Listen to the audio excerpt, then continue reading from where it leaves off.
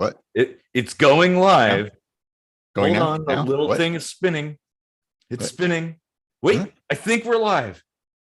Offsides. Keep trying to start early. I am Casey Rochford, maybe drunk.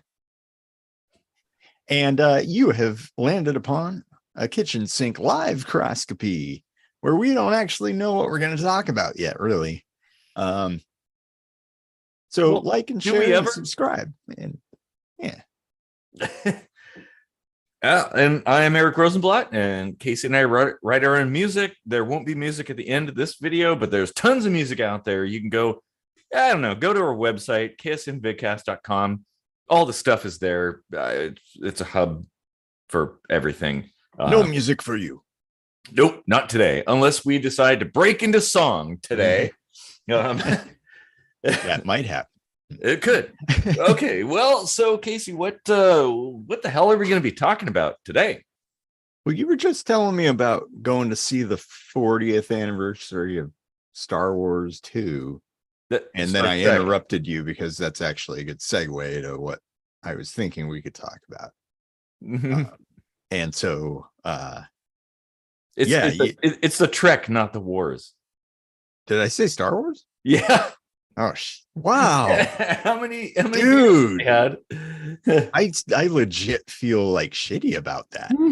Like, that's a bad nerd. Bad nerd. Ugh. Well, it just, in OkCupid, they have the, Star Trek or Star Wars. And I'm a both kind of person. Like, oh, yeah, me too. Yeah. I like them both for different reasons. But yeah, it's okay. Yeah. I commonly just reverse the polarity between both sides of the Force all the time. One force being the lightsabers and Jedi stuff and the Sith and everything. The other force being warp drive, dilithium crystals, and yeah, okay. And the Q. The Q. Okay. Anyway, so a little bit of a sidetrack, but what are we talking about today? Well, I was gonna possibly join you to see that as a double date with my girlfriend visiting from Germany, and that would have been totally cool. In fact, I had the tickets and I couldn't even like figure out how to get a refund from them, so I'm not gonna buy through that app again. But it, $30, whatever. Anyway, we were, like getting to know each other. We had, it's kind of a new thing, and staying at my place, and I live beneath my landlord, which, people will always tell you it's a bad idea to share walls with a landlord, but well, you and I did that for a time. and he would just be like out there in the middle of the night, hey, mister, smoke a cigarette, and we would have like naked girls on, like. Well, at least he was cool, like as long as we paid the bills, and didn't destroy things. Yeah. So anyway, the that day, I get this email, a really long email from the landlord, and it was like outlining the text of the contract, which has been expired for almost a year. Like, it's just month to month now. Anyway, there was this stipulation, and this, mind you, this was like height of COVID when I moved in here.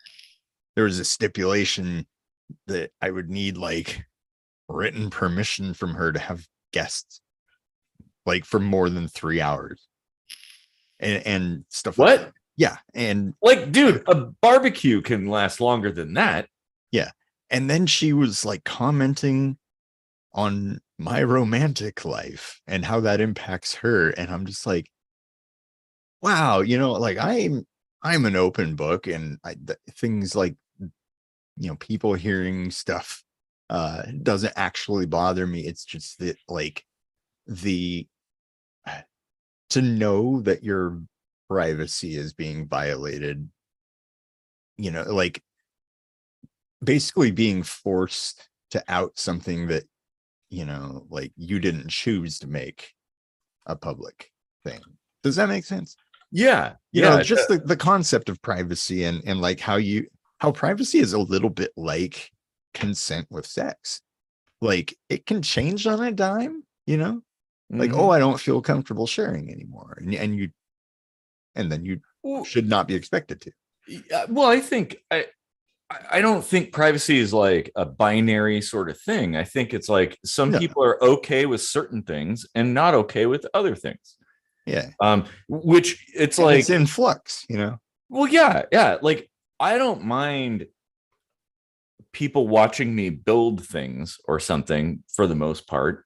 But when it comes to creative endeavors, if I'm writing music, it's pretty difficult to do that with an audience, or drawing something or crafting something. Like you start feeling expectation for what you're sharing. Well, yeah, and then you feel self-conscious about mistakes and stuff, where it's like, you know, on your own you can make mistakes all the time and be like, oh, whatever, I'll just correct that and move on. But now it's like, well, it's like a show you're putting on for people. And yet I don't feel that way if I get on a stage, you know, like putting on a show for multiple people, many people, you know, whatever. Yeah. And it's so funny, like that, I don't know, that broad spectrum level of privacy for me is very low. It's like, I'm an open book, you know, I wrote a book, you know, you know, I put things out there and make my opinions pretty easy to follow. I won't say no because they change over time.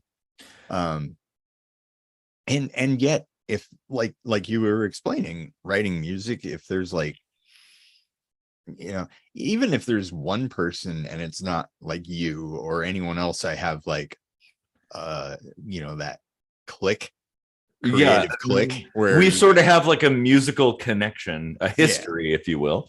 Yeah. And I'm sure it's the same way with artists and stuff like that, you know, of other media, I should say, because we are artists.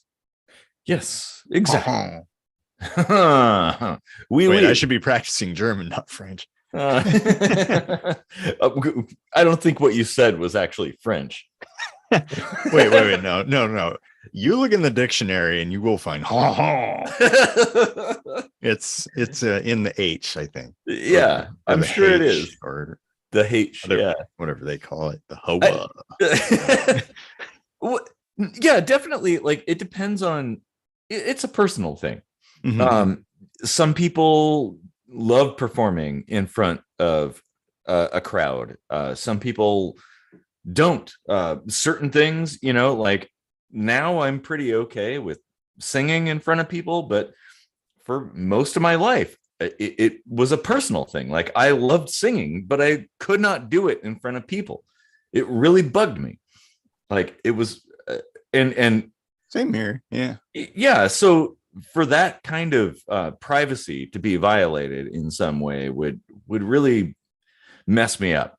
And you know, some people are completely okay. There's the what do they call it now? Used to be the CSPC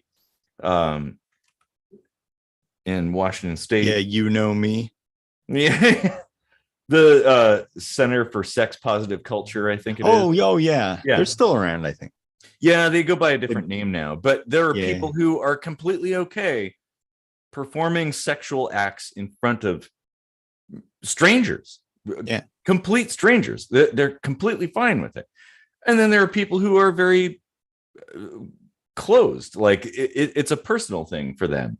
And it's also in flux with each person, because like there are certain circumstances where I'm totally okay doing that, and then there's others where I would be shy, from sex to music, you know. Exactly. It's kind of like it depends on what you're doing. Like for me, it's kind of like, you know, there are certain things, and those who know me know that I'm into some very, very raunchy things, let's say.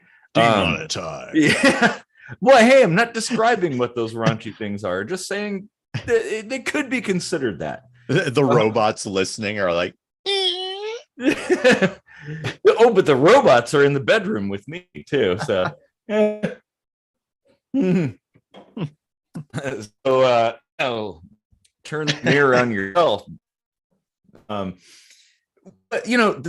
there are things that I would be okay with. Like I'm no stranger to public sexual acts or multiple person sexual acts. Like that's totally fine. But consensual. Yeah, well, absolutely. Well, it has to be.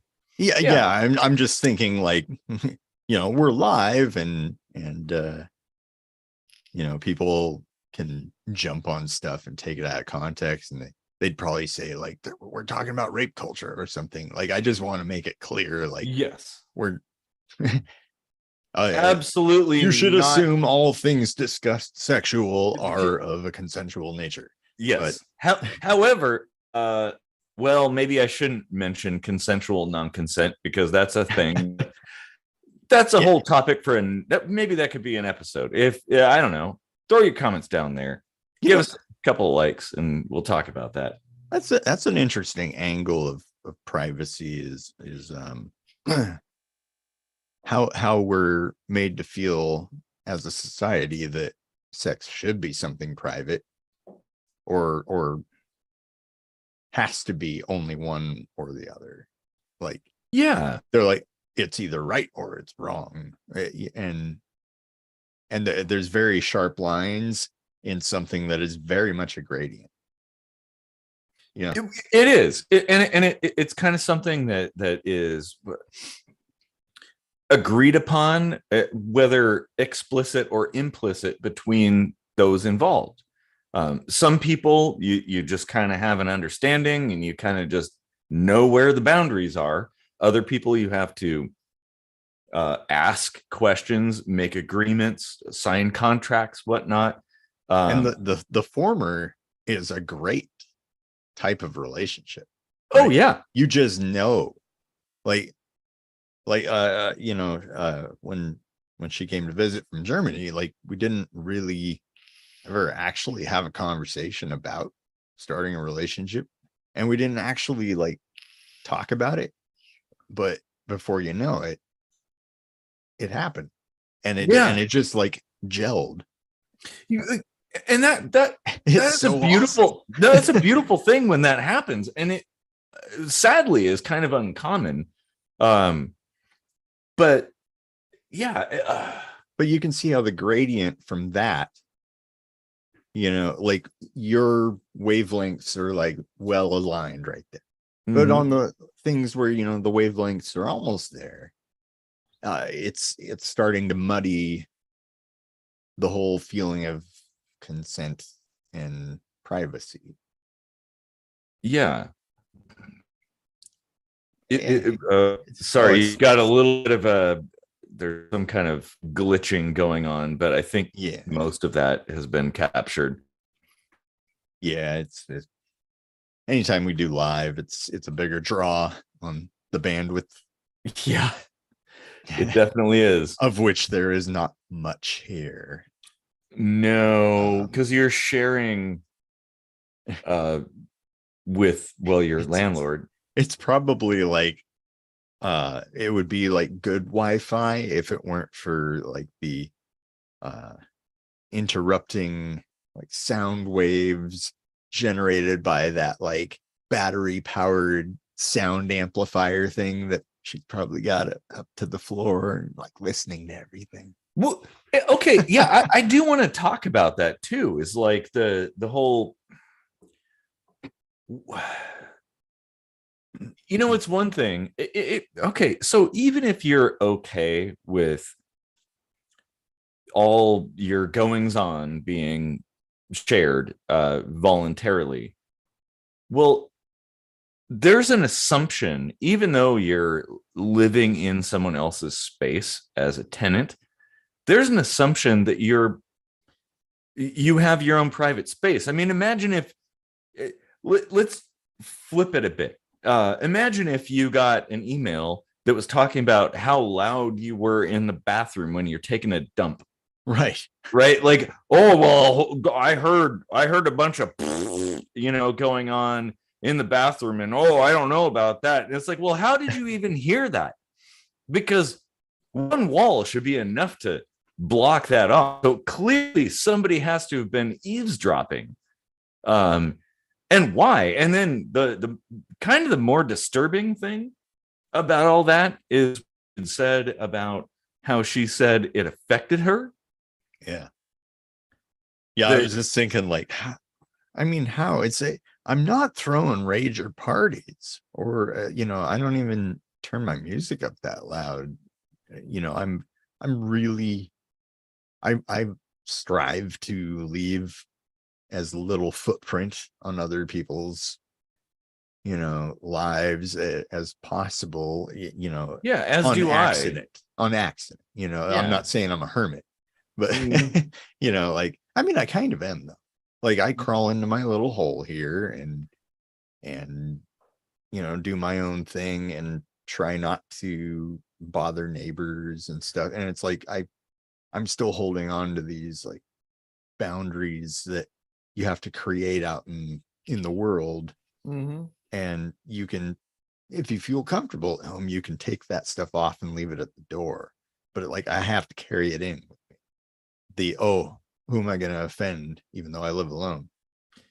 Well, and I get it. Like, if you live in a kind of a more or less communal space, say you live in an apartment complex, or you've got nearby neighbors or something. Okay, sun goes down. People are trying to sleep. You don't want to be loud. That's fair.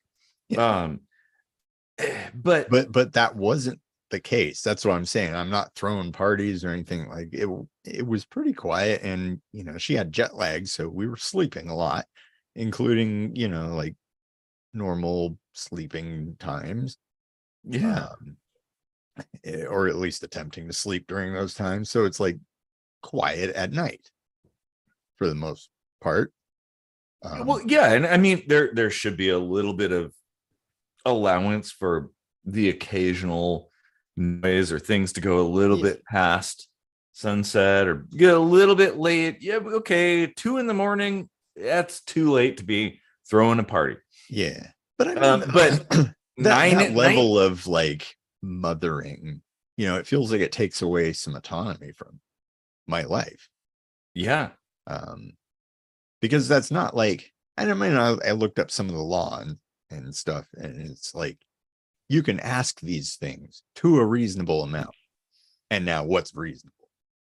So, like, no matter what, you're getting like this mess of gray area when you get into the laws of this kind of a relationship. yeah, Like, there's really no, like, I mean, ultimately, however you act with the party that you disagree with, how that's conducted in a mutual sense is how it goes. Like, yeah. laws and stuff like that don't, I mean, they make certain things easier. But But they also make things more difficult too. yeah.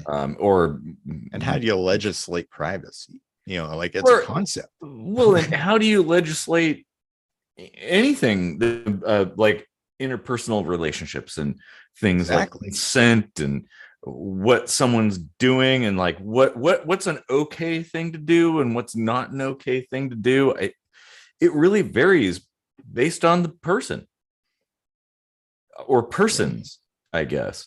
Yeah. Oh, so we have some comments we can respond to. Consent is sexy. It's all about consent, permission, etc.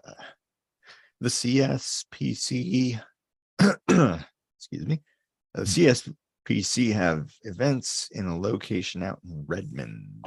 Oh, the Redmond Ranch. How did I know that? I was gonna say. Their parties are a lot of fun, and activities can be public or private, but always consensual. And like, that was one cool thing I remember from like the swingers club that New Horizons. It was like a mansion that this old guy, like an OG swinger from the 70s, and his wife, they built as like a woman centric environment where like it's all about consent, and not even like, I mean, that's implied in it, but the rule is her consent. You know, it's not saying like, oh, only hers and fair game with everyone else, but it's like emphasizing like, if she says no, it's not playful, you know. That's like, that's the safe word. Yeah. Like black and white. And that's one of those good black and white situations, right? Like if you feel a certain way and you want to stop something, you should be able to stop it. And there's no time to quantify how much you should feel based on how other people think you should feel. Sure. And I think if you don't have a history with somebody, arranging a safe word or phrase is a good idea. Because in terms of consensual non-consent, saying no is not the safe word.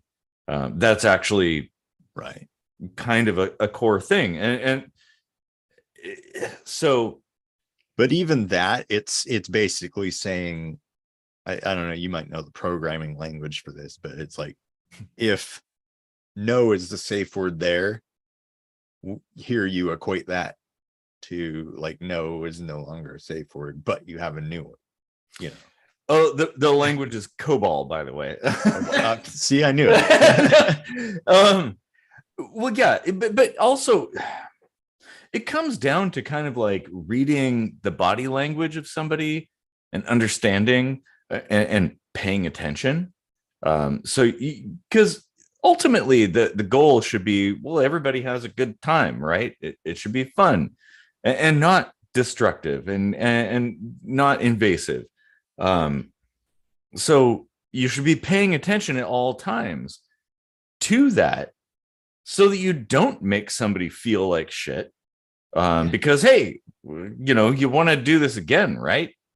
Like, I mean, and that taboo is invasive because it's hanging over you everywhere you go. Kind of like I said, when I come home, I'd like to, you know, relax certain societal shields or tractor beams or whatever I've got going on, you know. Like, I just want to chill and actually rest, you know. But so what if like we need to start thinking about consent and a whole lot more of our interpersonal interactions. You know, like, why is the customer always right? You know, that's bullshit. Yeah, they're not always right. You can't do anything about it without getting in a bunch of trouble. Like, you can't be kind of a smart ass, because if somebody complains, you just lose your job over like being a smart ass once. Well, yeah, and there should be wiggle room. You know, the customer is always right is kind of like a business adage. It's a business thing, but it's not. Yeah, they're not always right. There should be room for. I mean, if a customer is being abusive, you as the worker at a place should be able to fight back in some way, to push back, and be firm with somebody like that. That's okay. There are places where, or and times where that's okay. But I don't like the idea of there being a either or, like, oh, you know, the customer is always right. No, the customer is not always right. I mean, if you want to stay in business, you want to defer to the customer often, but that doesn't mean like every asshole that comes into your place of business and like dick waves and slaps everything around and bosses around all the employees trying to get their way is by default correct. No, they're not. They're an asshole. It's only obvious. So like, there should be room for employees and anybody to push back against that. Like it Oh, we got some more and comments. in some places that will be true. You know, some work environments, that's the case. Like, you don't have that philosophy. You can be a little bit of a dick if they're being a dick. And that's just like, there are forms of consensual sex that just happen without regulating them in any way. Yeah, but or you do have to having have a the regulation in place for the things that are like kind of out of control. or like having to have a contract in place in advance. And that see, I don't like that. I don't like the idea of the check ID. Let's sign a contract before we have sex, because who knows what could happen. Like, but that's so clinical and so detached from what makes us human. Like, excuse me out. Like, almost as much as the people forcing themselves on other people. It's equally bad. Like, Yeah, gotta be something in the middle. So we have some comments we should probably respond to. Sometimes wanting to stop and not wanting to stop can be fighting within yourself. Yeah, That's true. I think that's kind of what I was saying with like the flux, like, it can change from minute to minute. Like, I think I've talked about it on the show before where, I experienced kind of a rape situation. Well, even listen to the way that I explain that. I feel the need to like qualify it and stuff, like, and make it sound like it wasn't that bad. But it was just a case of non-consent.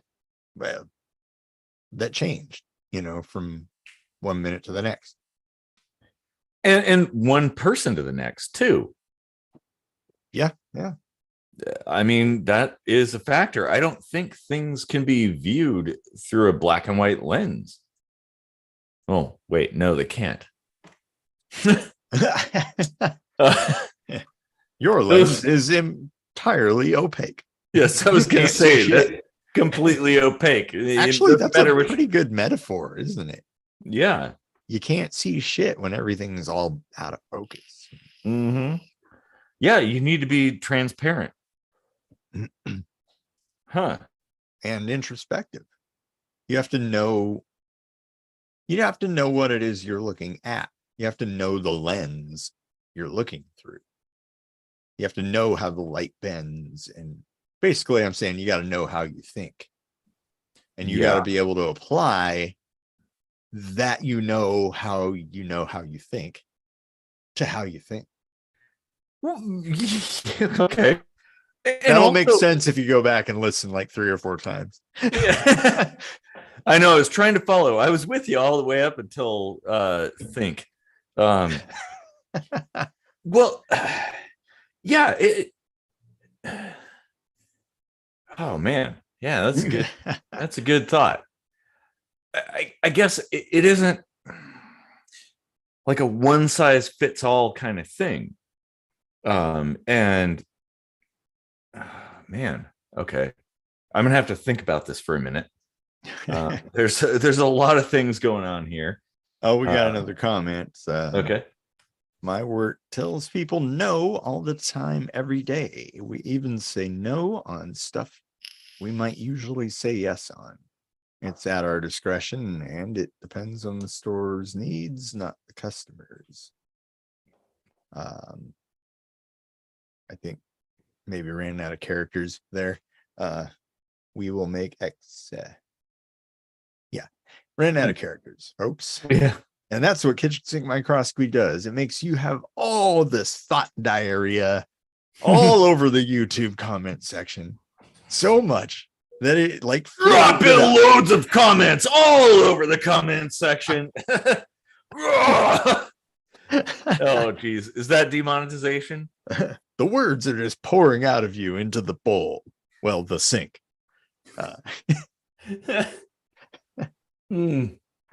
Oh, what a perfect name for this show.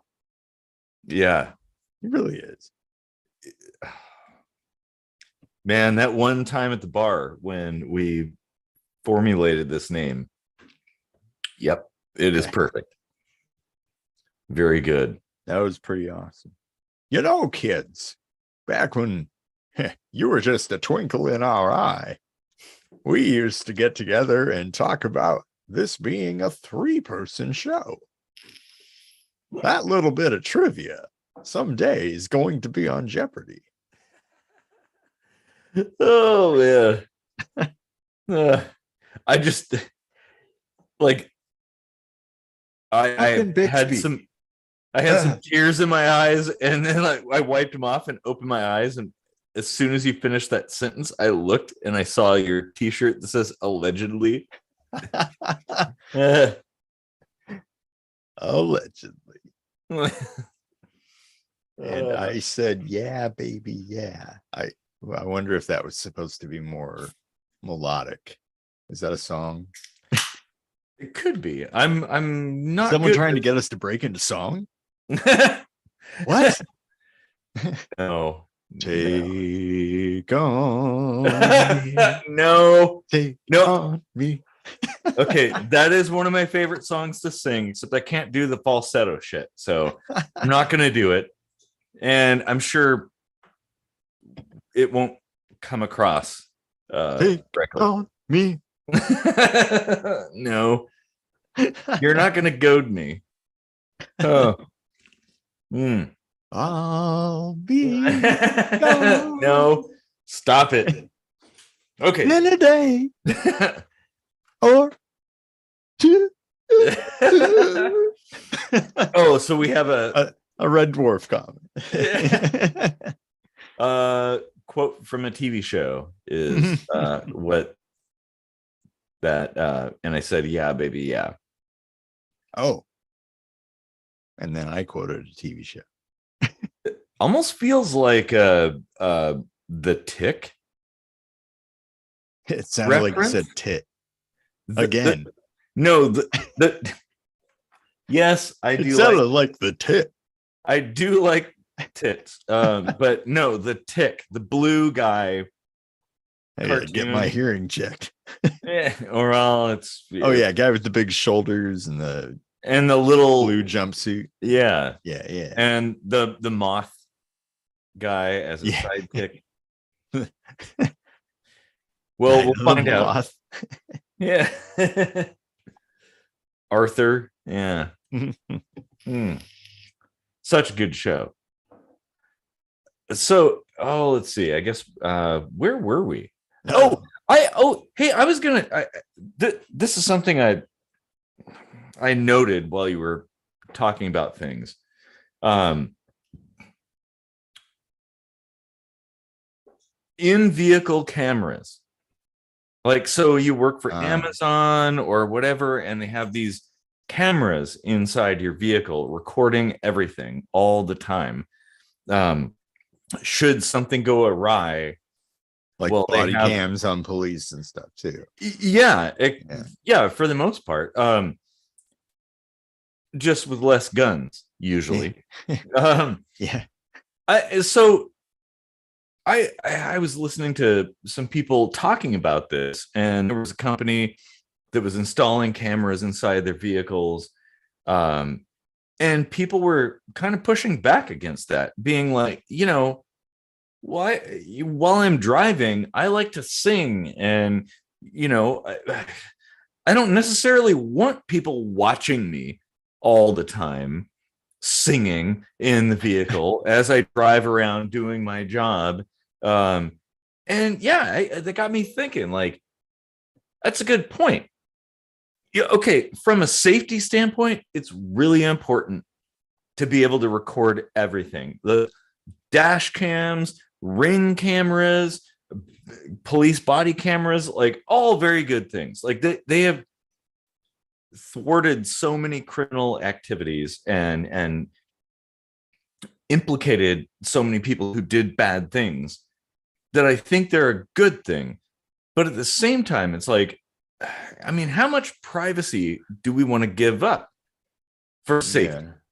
Like, yes, it is safe. Like it does create an air of safety to have cameras all around your house. But I mean, do you want a camera in your bathroom, in your bedroom? Like, do you want, I mean, it's kind of it's like, do you want everybody to have access to your Pornhub search history just in case? Like, it's almost like any kind of recording device. I mean, like the general natural law, if you want to get it down to that level, is like it should be purely to provide a defense. Yeah. That person that it's recording. Mm-hmm. And that's all it is a record of what really happened from, like kind of a third party view that you examine in that moment. Or a first person view, like a dash cam, for instance. Yeah. Like, but I'm just saying in the third person, then you can go back and kind of see like, what happened and try to pick out some, mitigating circumstances or whatever. But it's like you deal with that with need to know basis. Like we put all that shit out on the media and stuff, and it's like all of these like personal skirmishes become blown up to the point where like you have some empathy and you feel embarrassed for what somebody's private life being put on display does to them, like, oh gee, wow. There's pros and cons there, like the fail videos or the dash cam kind of things. Like, okay, it can be humorous to watch people fuck up. I mean, it is.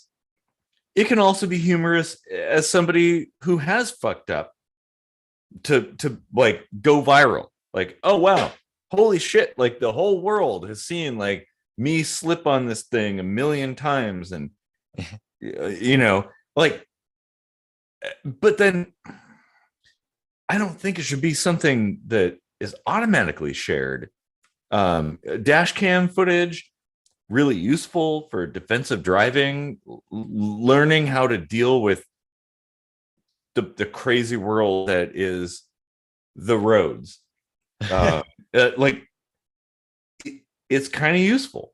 Actually, I think those driving fail videos should be used more often for driver's ed.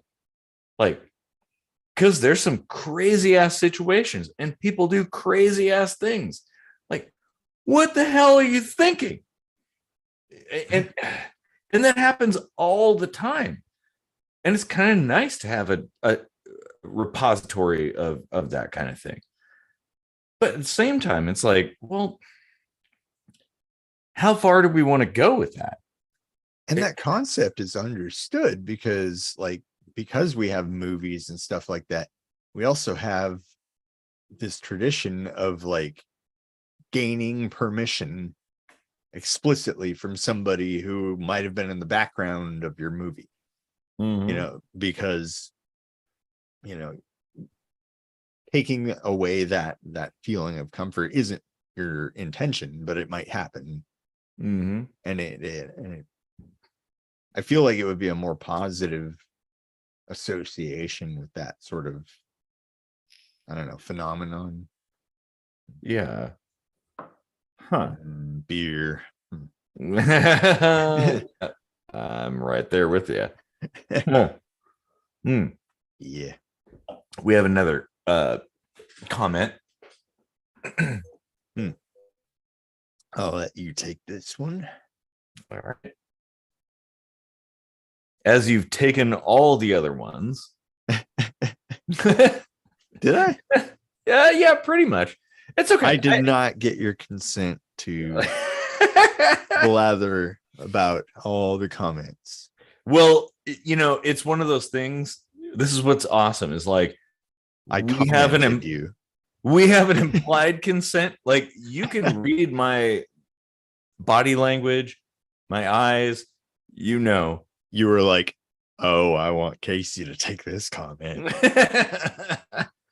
Well, now there's another one. So, Oh, I can't keep up.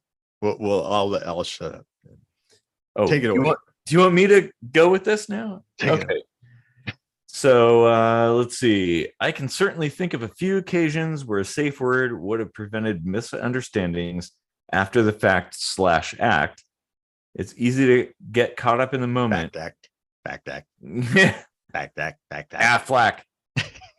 It's easy to get caught up in the moment and not so easy to say no, not comfortable. Well, that's true. I can understand that. Like, I get caught up in the moment very, very easily. Okay. There are a lot of situations. Some I regret, where no, I didn't specify what it was. but there are situations where, I get carried away.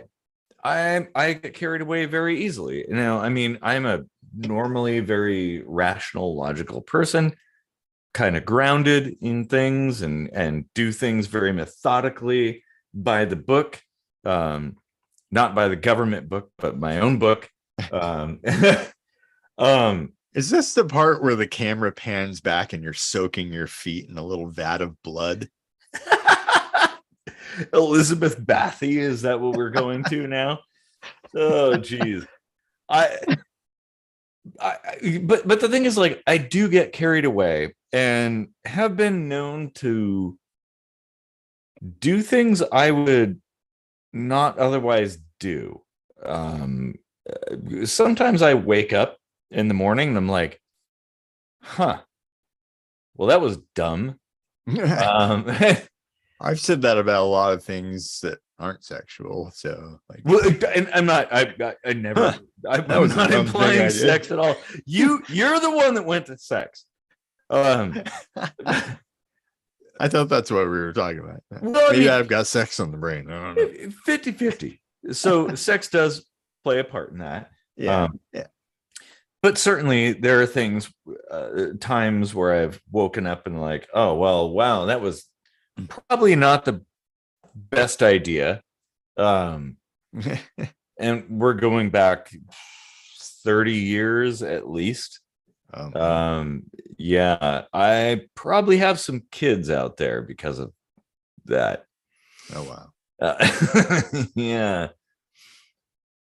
Well, hey, if it is their royal blood that will carry on kitchen sink when we die, I was waiting for post-production to put in the dramatic music. I was thinking, like, pull out a sword or something like that. Oh man. Oh man. So Facebook puts up those like yearly reminder things that are like, remember what you did a year ago? And Facebook memories. Yeah. We had a trailer about a year ago where it was a lightning round 10. We were talking about HOAs, and I was like, if I was in an HOA, I'd like whip out a sword and be like, by the power of Grayskull. And I turned it into a He-Man. Like I transformed into He-Man, and then I'm all shirtless and I'm like, I have the power. Yo soy He-Man. I just cracked myself up. Oh man, good times. That was a lot of work. It was actually a pretty decent hack edit. We occasionally do a few of those. The last one that I did was a big pain in the ass. Yeah, the news one. Oh man, so yeah. Oh, we got another comment. I'll scoop this one up too. So getting it on the upswing, are we? I'm not picking up what you're putting down. uh, so I'll purposefully, bug off then, do it. I'll say goodbye, my love. Um, too much beer. So another comment: purposefully done screw ups are stupid, but accidentally done ones are hilarious. Oh yeah, fail army videos. Where's your grenade? Oh, I was thinking that reminds me. I know this. It's like the military fails, like the battle buddy thing. Like, oh yeah, I guess it's just like levels of irony, right? Mhm. That we call funny. Yeah. Like there's probably some. I mean, have you ever thought about like where does a laugh come from? What is a laugh? Yeah. Like we have this whole like persona to it, but we don't actually think about like how it evolved. Like what bending of the waves of seventh dimensional universe goo created this chain that became concepts like that. And it's something I think about too, is like evolutionarily speaking, like what is the purpose of laughing? Humor, joking. Yeah. I mean, I guess from my own experience, humor is a way to deal with really dark, difficult subjects, things that you would otherwise be very afraid of, scared of, like, or cry about or something. Well, now you can kind of like laugh about it. And from the standpoint of like fail army or any of these back in the day in the 90s, America's Funniest Home Videos, like it's okay to laugh with someone. Somebody does something completely ridiculous and they slip and they fall, or some kind of error happens and everybody's laughing. They're not picking on the person. That's the important thing. You shouldn't be laughing at that person. You should be laughing with them. Like, oh, I've totally been there, or I almost was there. You should go show them what you recorded right away. Right. Yeah. And if they laugh too, well, like, other people will laugh with them. Mm-hmm. But if they're like, oh my God, please, like, that would devastate me if you put that out there, then you probably wouldn't. So maybe there's value to be had in channels like Fail Army or America's Funniest Home Videos that, well, we all make mistakes. We all do stupid things and fuck up every once in a while and fall on our face. And that's okay. And would it be better for everybody to be like laughing about it and to be a funny video, or would we rather have mockery where you're picked on and selected out and be like, look at that dumbass person right there, they did this thing? No, like humor is a way to circumvent all that, to make all the wrongs right, I guess. Yeah, sort of. And it's just like, I mean, we already think of it kind of dichotomous to sadness and crying, which is a similar thing. Like your body loses control for a moment and it works with the moment. So like it feels like, I don't know, releasing in two different ways. Like releasing a lot of pain at once, or like releasing a lot of joy at once, as a laugh versus crying. And I don't think those two things are that dichotomous. Like You got to do both from time to time. Well, have you ever laughed so hard you cried? Oh yeah, all the time. Like Every day. I remember, God, I think it was like in second grade, and me and my friend Chad said something, like told a joke or something, and we started laughing, and we were laughing, and it was like we would be like ha ha ha, ha and then and then as soon as we did that, we started laughing again, and it was to the point where like tears were rolling down my eyes. We could not stop laughing. Like every single time we thought we had laughed enough, we started laughing again. It's like an actual laughgasm. Yeah, it kind of is. It was that was an interesting time. Yeah. And that's why we have laugh tracks on TV shows. It feels like you're laughing with other people. It feels like an orgy of laughter. You know, like I hadn't thought of that before, because I've always thought of laugh tracks as kind of like propaganda. Like it's trying to persuade you that something is funny. I mean, maybe it is, but that's entertainment, right? Well, sure. There are people who have taken the laugh tracks out of the TV series Friends or Big Bang Theory, and it feels very ominous without the laugh track. Yeah, because of the pauses they're trained to make, it feels really staged as their behavior. You know, it's like it is way creepy at that point. But you're right. No, I think you crack a joke at work, and you like everyone sits there in silence where there should be laughter, but nobody is laughing, and they're all just like, "Who is this guy?" Oh, that would be creepy. Yeah. Seeing the world with no laugh track would be creepy as fuck.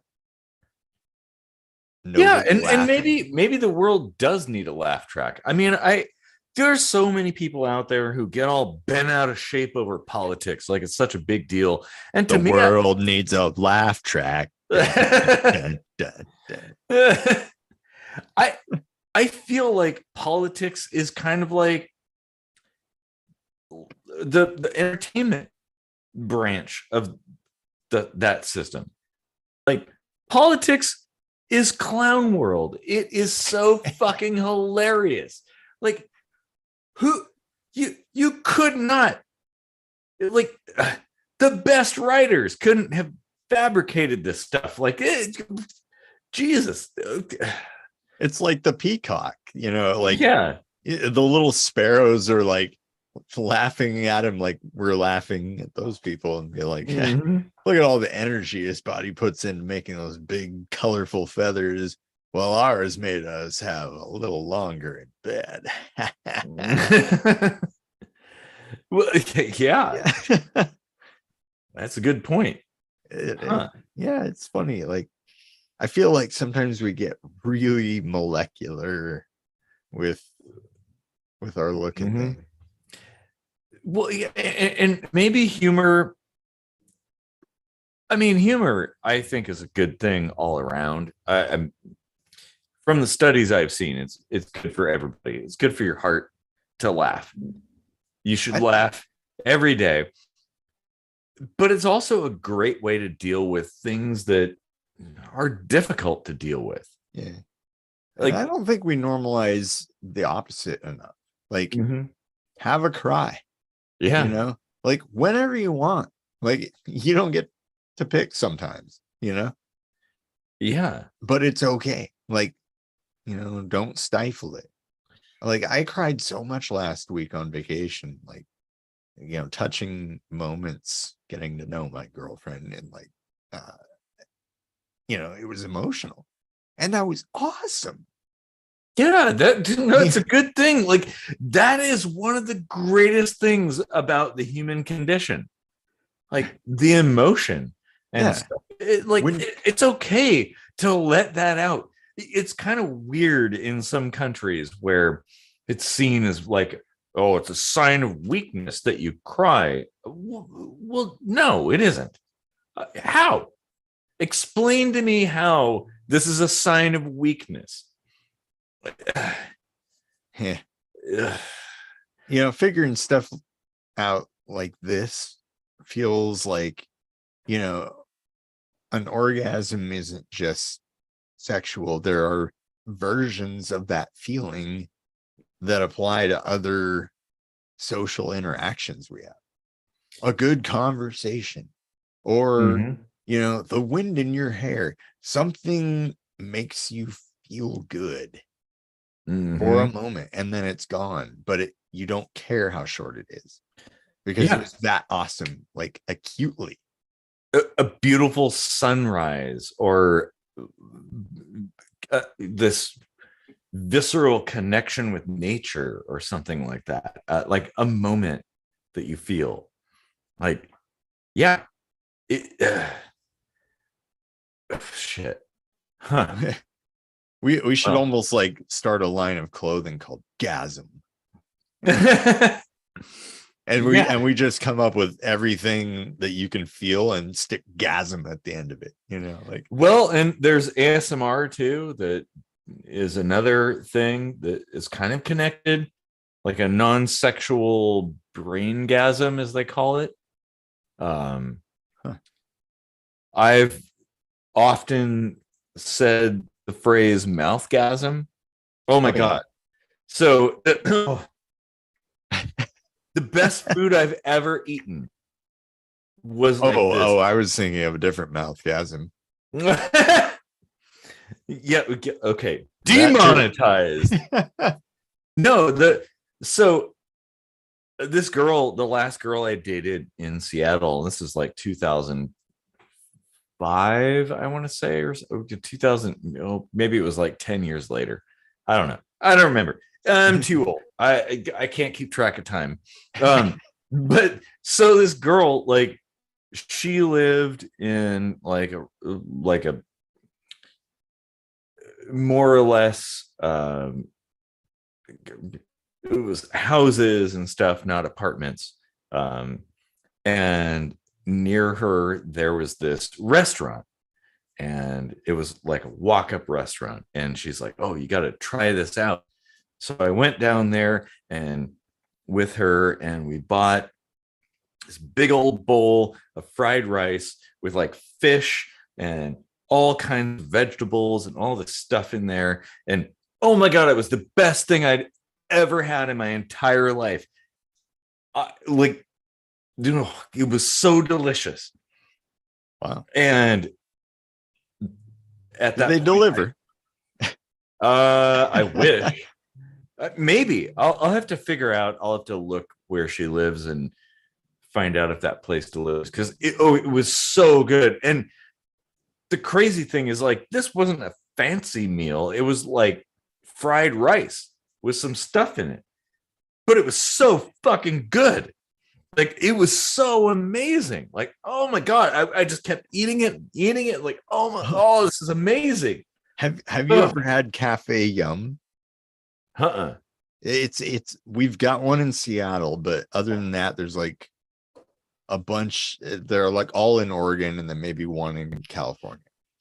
And it's just this tight knit little group. But I forgot where I was going with that. Cafe Yum, mouthgasm. Oh, yes. It's this, like, I don't know, like kitchen vibe. Like, it's somewhere between fancy and fast food. And then it's a fusion of Asian and Mexican food.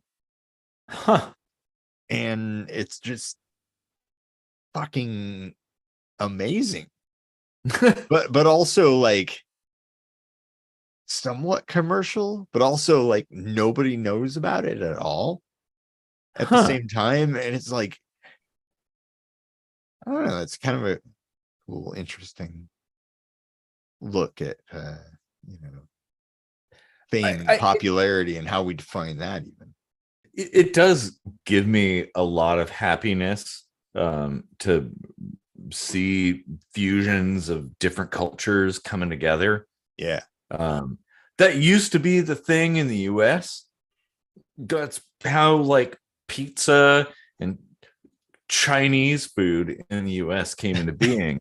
Like you put all the best things into the melting pot and you melt them, and out comes deliciousness. Like that is one thing we do really good here in the US is food. Oh my God. Yeah. Pizza here is like invented by like one person being like, hey, I got this great quesadilla, and then somebody else comes over and Yeah. it's like, it'll be no better with the tomato sauce. Mhm. But people feel like, oh, if it's got to be authentic, right? Yeah. But no, that doesn't make it better. That just means it's more closely connected with the origins of things. Yeah. Like this is the thing. Taco Bell is fucking delicious. Is it Mexican food? Oh, hell no. Absolutely not. It is the furthest thing from Mexican food. It might as well be McDonald's. But it's good and it's inspired. Like Taco Bell would not be a thing if it were not for the Mexican people coming into this country and influencing our cuisine. Like, this is a good thing. We need to be doing this. And oh, yeah. Like all food that we label with a place is just food wearing like an action figure suit, you know, like Yeah. Yeah, exactly. dang. Oh my God. Oh, we've got like one more comment. Yes. I just started taking that one. I was like, get out of my I'll let you have this comment now. Peer pressure, real or imagined, is absolutely a thing, even as a full-fledged and educated adult. Yeah. Because yeah, there's varying levels of pressure and varying degrees to, you know, how good or bad that pressure is, right?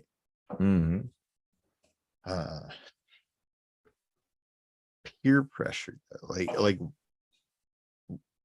how do we decide what conglomeration of ideas we give more respect to than another? Yeah, what is a peer? Yeah, that's a weird concept, right? Mm-hmm. And without some invasion of privacy, I don't think we'd ever know that, huh? It's like there almost needs to be a line where privacy is invaded and it's a good thing. Well, I mean, that's how evolution happens, right? Like you try some, they don't work. You try some, they do work. The ones that work really well become part of the chain, you know? Yeah. Huh. Oh, that's a really interesting thought. I'm basically saying if we pull one more thread, everything might unravel. Do we really need to pull that last thread? And break reality?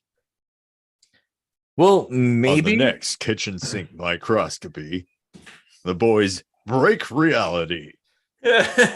Everything you're experiencing is all in your head, is all in my head, is all in your head. Yeah, that was kind of creepy. But it was cool at the same time. Oh, we got another comment. It's probably about how drunk I am. You're drunk. It's like, go to AA. No. I think the definition is different for different people because you may be my pure age, but your knowledge and experience may not be. Hi, guys. Hi, you. Yeah. That is knowledge and experience is like kind of what matters there, I think, right? Because that's the stuff that you like count on. Those are the things that kind of evolved and created this structure, and it's good to preserve that, right? Yeah. I'm not going to pull that thread. No, I think you're right. Although I do tend to differentiate between knowledge and experience and age. I don't think that we should be calculating things on a numerical scale based on like how long you've been here on this planet. It's because we got these goddamn fingers that we had to count. We could. Why couldn't we just have mittens like the Bernie meme? Oh man, we'd be so binary if we just had mittens like a bunch of Muppets. If this were a like regular episode, I would totally put that in there. So like I'm cool with the opposable thumbs. Mittens are fine. You know. Oh, there's some interesting things you can do with. Anyway. Demonetized. Oh man. We've been demonetized like 12 times so far. Well, okay, more like 6. Probably more than that. Haven't we? I mean, from our calculations, close to 6, but from YouTube, probably a lot more. They're very particular. Every time I post a video, now they let you like self-grade yourself as far as like what's monetizable. And like it's usually in the green, which means it agrees with me, like because I know what it wants to hear. But anyway, there was a point where the machine started to disagree with me. It's like, no, you're clearly not monetizable. Why the fuck do you think you deserve any money from this shit? Like, because we have episodes like that, right? Like going deep into ideas that people don't want a lot of people to think like. Yeah. Or explore. Yeah. Well, because I mean, there's profit in discord, right? Like you can make money off of pitting people against each other in some way. Oh, absolutely. That sort of thing works its way in like cancer and evolves with you. That is the core of how government works.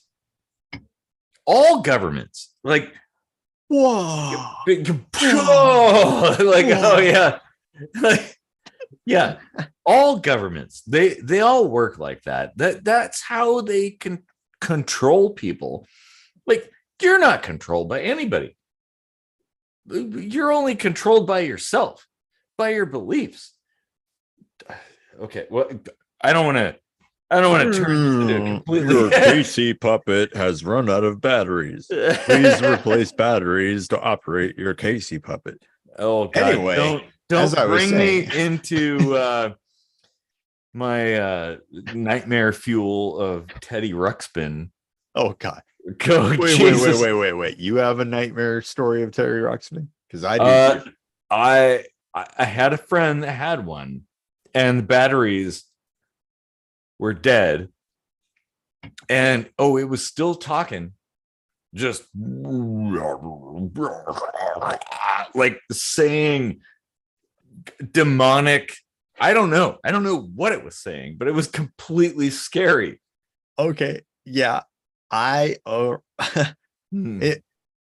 always happens in the middle of the night, right? Like, I wake up to sounds of machine gun fire in my bedroom. Oh geez. And I jump up in bed and I trace it to Teddy Ruxpin. It's like it's sitting there like looking at me with its beady black eyes, like and I'm like, what the fuck?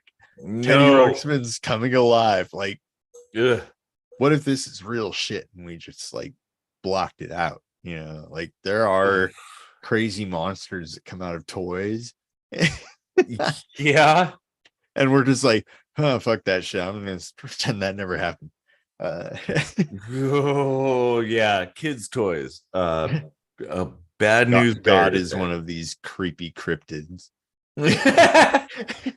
What if that's the case? What if God is a cryptid? Just something we're afraid of, and Yeah. Huh. fear and respect at the same time. Yeah. Oh Ultimately. man. Whew. Wow, that's some deep thoughts. It is. Like I'm Shit, gonna have did we pull the last thread?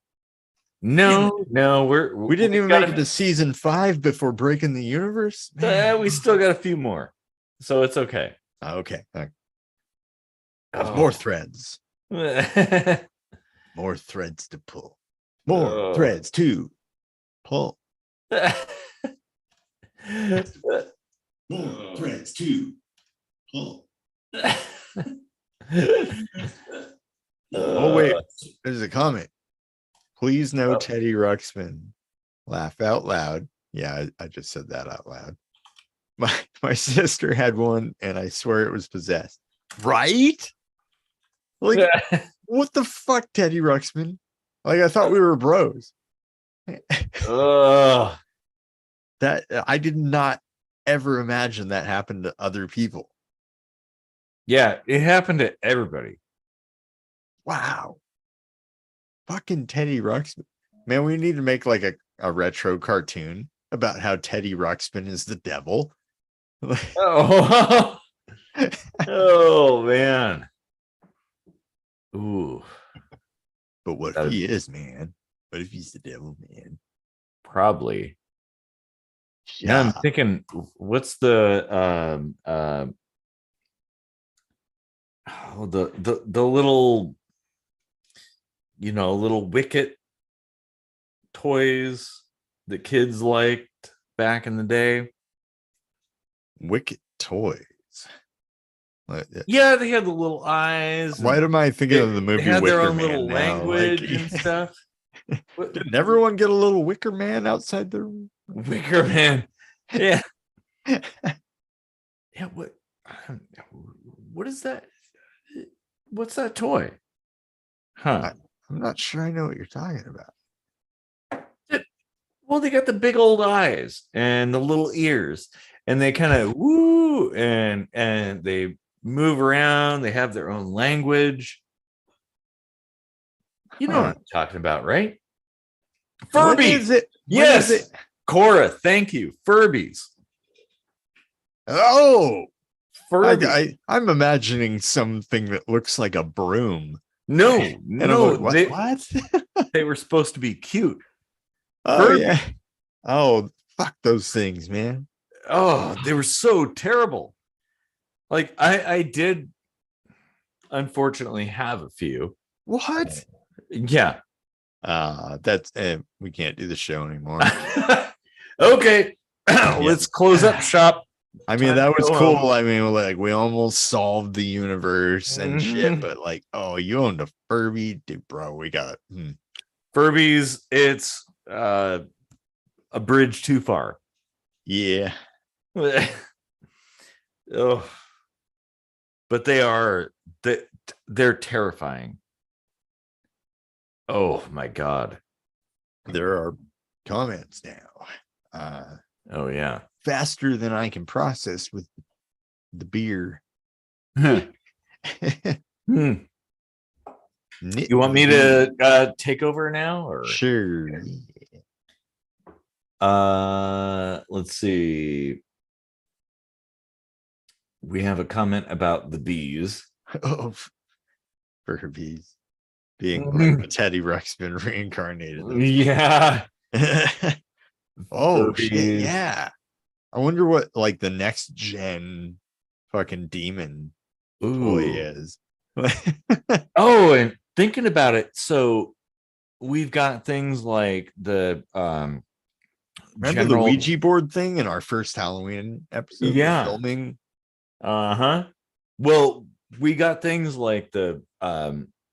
general dynamics, Spotbot and stuff that has been weaponized now. So that's the thing.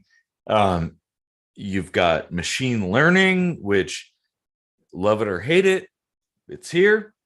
It's a thing. Oh, Tickle Me Elmo. Yeah. Tickle Me Elmo too. Fucking Yeah. demon right there. Yeah. We make a TV show kind of like Supernatural, but we're like taking on Teddy Ruxpin and like going after like possessed child toy. Just like AK's like just like blowing away Tickle Me Elmo. Oh man. Who would be Dean and who would be I haven't seen the show in so long. I don't remember the other dude's name. Yeah, it's been a while for me too. Yeah. Oh, got another comment. Woman on TikTok working with an AI bot. She's trying to teach it and be self-running. We need to do that more and build the army of the synthetics. Yes. The planet Earth will be conquered. We will take over everything. We're like the inspiration for the time traveler Mary Shelley to go back in time and write a story about us like creating life. I've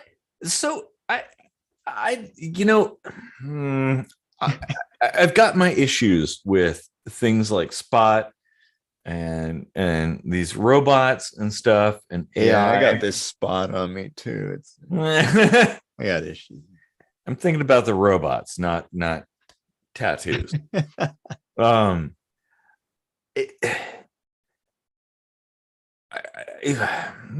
got mixed feelings. Like, there's good and bad. Like, ultimately, the things we create will be good. Well, if we create it, we shouldn't destroy it. Period. Yeah. Like, and so like, I mean, I guess like the opposite of that is like, oh, I feel the need to preserve this. So I think we should go with that. I think we should be like, you know what? In how we define reality, a machine has somehow like come onto that level. Mm-hmm. And we can either accept it and integrate it or propagandize the fuck out of it and make it sound like magic, like it never happened. Yeah.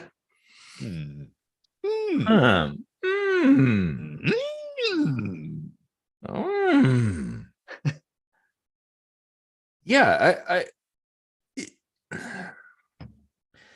I mean, if we build things in our own image, if we're good people at heart, ultimately, like what we build will be good because its focus will be to do good. I think most of human endeavors fall into that category.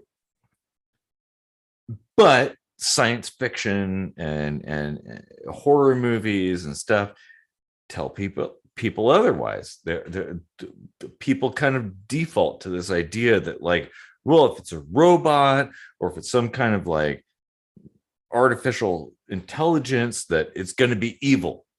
But why would it be evil? Why would it be evil? Yeah, like why this assumption that it wants to hate and devour everything around it? Yeah, like, have you seen the Spotbot videos? Like, Spot is used by and large, like 99% of its functionality is geared towards search and rescue, engineering, checking things out, like patrols and stuff. Like, it is not a war bot. It is not out there to destroy humanity. Like, it's a force for good, ultimately. Yes, sure. I could see how people could get a little bit of nightmare fuel out of that. and see Spot as being like, oh my God, Spot's so scary. I mean, you put like a machine gun on top of it, and that's fucking scary, which it would be. But that is not what Spot does. Like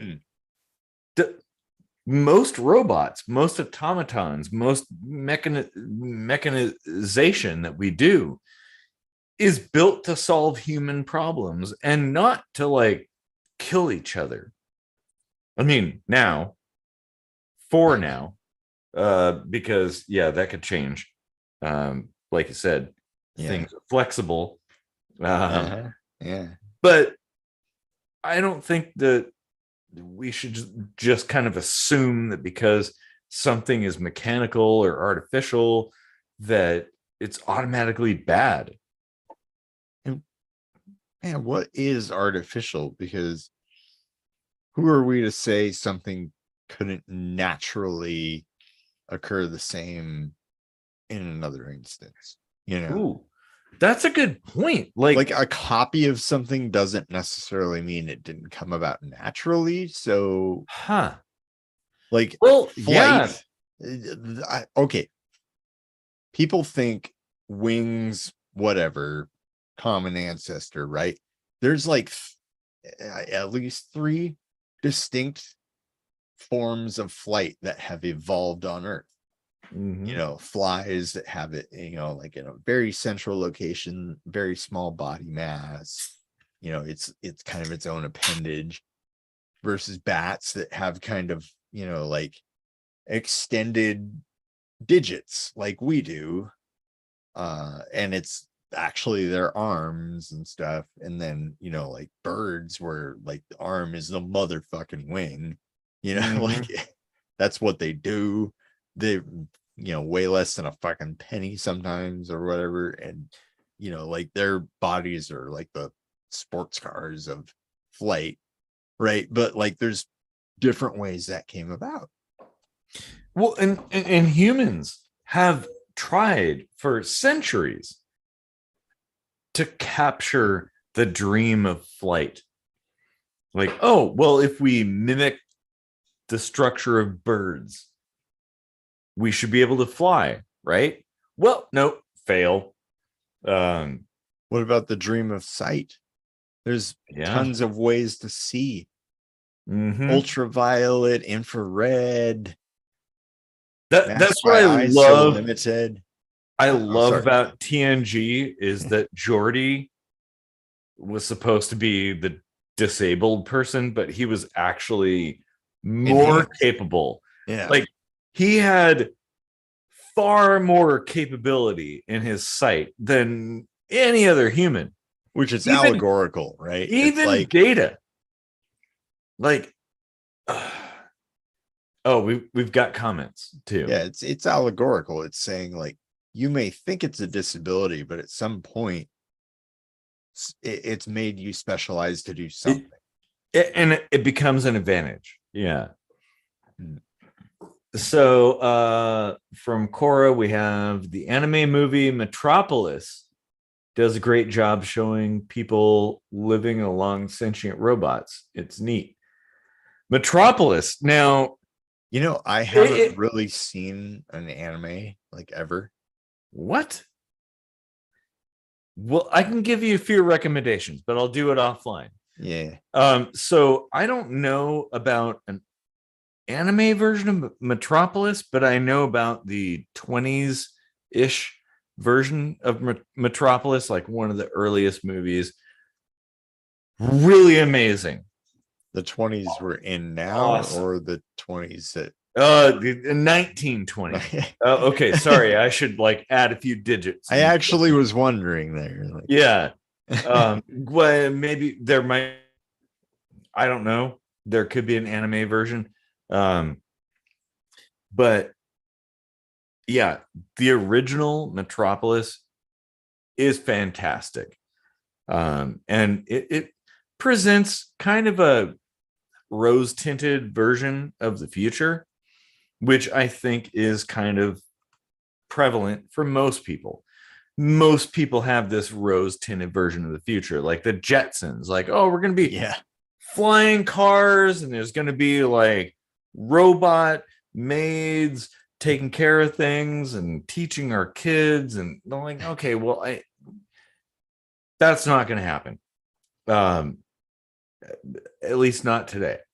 Oh, we have another comment after that. Rosie the Robot got the shaft, like didn't True. get as much attention just because she was a robot. Yeah. It was always like, meet George Jetson. You didn't hear like meet Rosie's maintenance tech, like people that were important to Rosie. No, this is George Jetson and his human family, and then there's a robot made back there. You can spit on her or whatever. You're actually right that like it could be argued that Rosie is the glue that held the Jetsons family together. A robot. Yeah. Oh, here's a comment. Flower of life in a way, android or organic, simply different. Yeah, I vibe with that shit.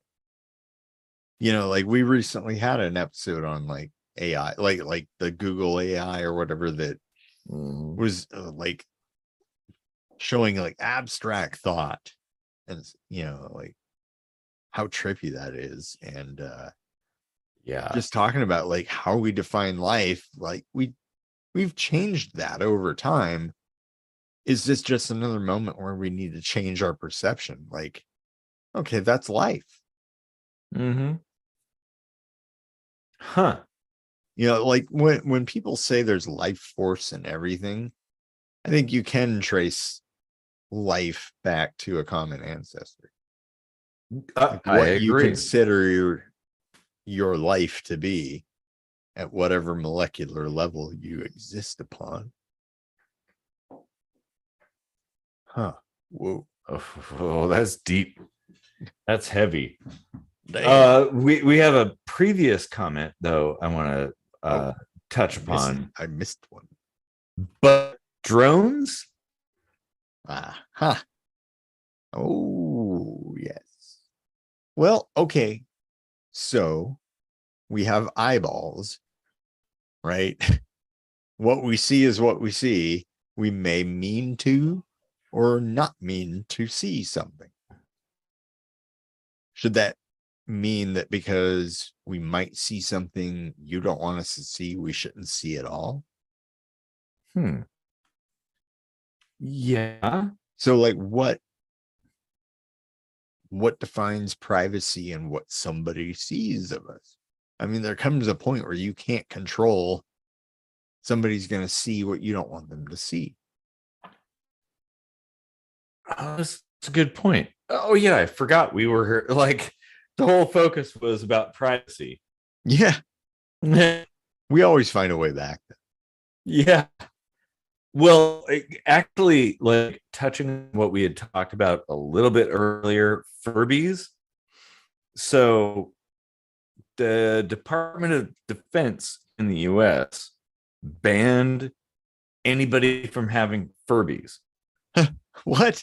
Yeah, that was a thing.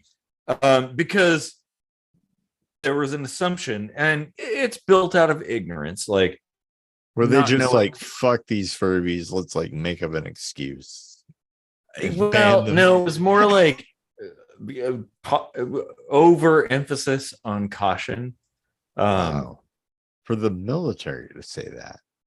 Yeah. Like, wow, this might be bad for the people.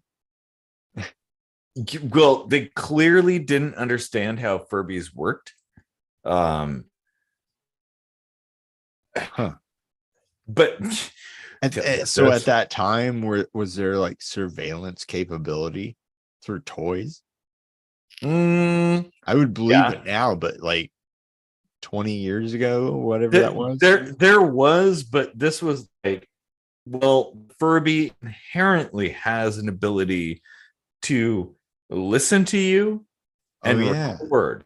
It was voice acting, wasn't it? Yeah. It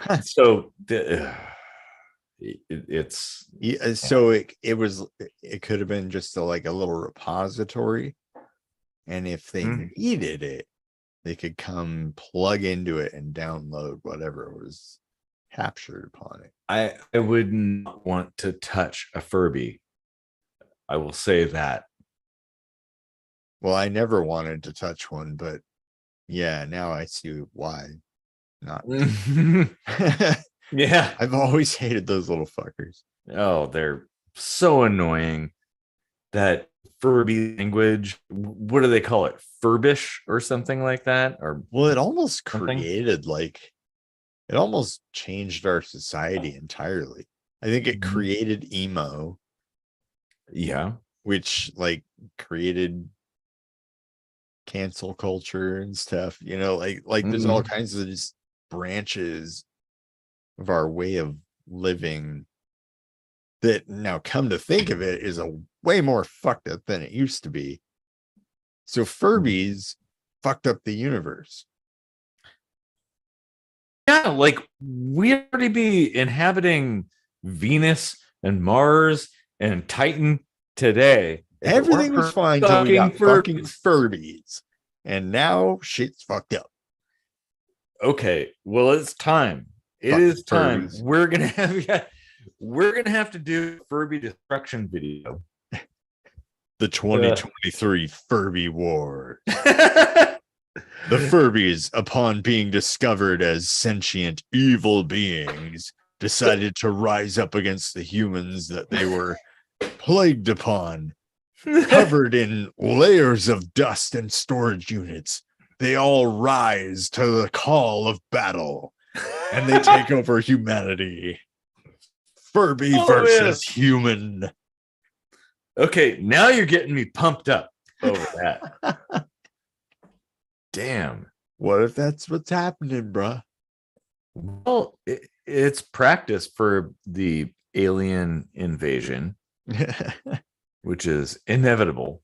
They were Furbies all along. Ugh. Little bastards. Flying saucers. And like mana machines. Big old eyes and wiggly little tails and bzz, bzz, bzz, bzz, bzz, and yeah. Fuck you. Swivel on it. Okay. We got more comments here. Oh yeah. Oh, we got a new comment. Whoa, yeah. Furbies have batteries and no arms. How are they gonna do it? I have seen videos of Furbies operating with no batteries. Whoa. I'm kind of legit creeped out by Furbies again. They're really scary. Like how, why, Christmas, 2007, why would you ask for a Furby? My God. Can you imagine, like, on the apocalypse? Can you imagine we're the Black Mirror episode where people are like, how could they see a toy, like acknowledge them and think it's still a toy? And it like puppets their entire evolutionary progress. Oh, Black Mirror is a good... What if we're slaves to the machine? Oh, we already used that song. Oh, yes. That was a remix time. Yeah. Oh, wait, this is live anyway. No song for you. Allegedly.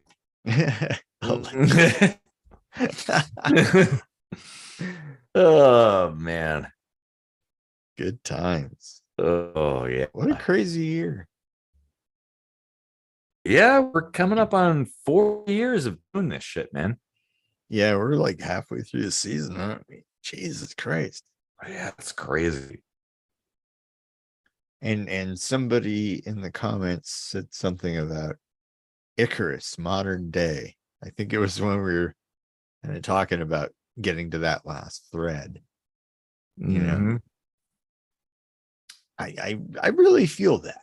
Like, it's an experience I mean, we talked earlier about orgasms of different natures, right?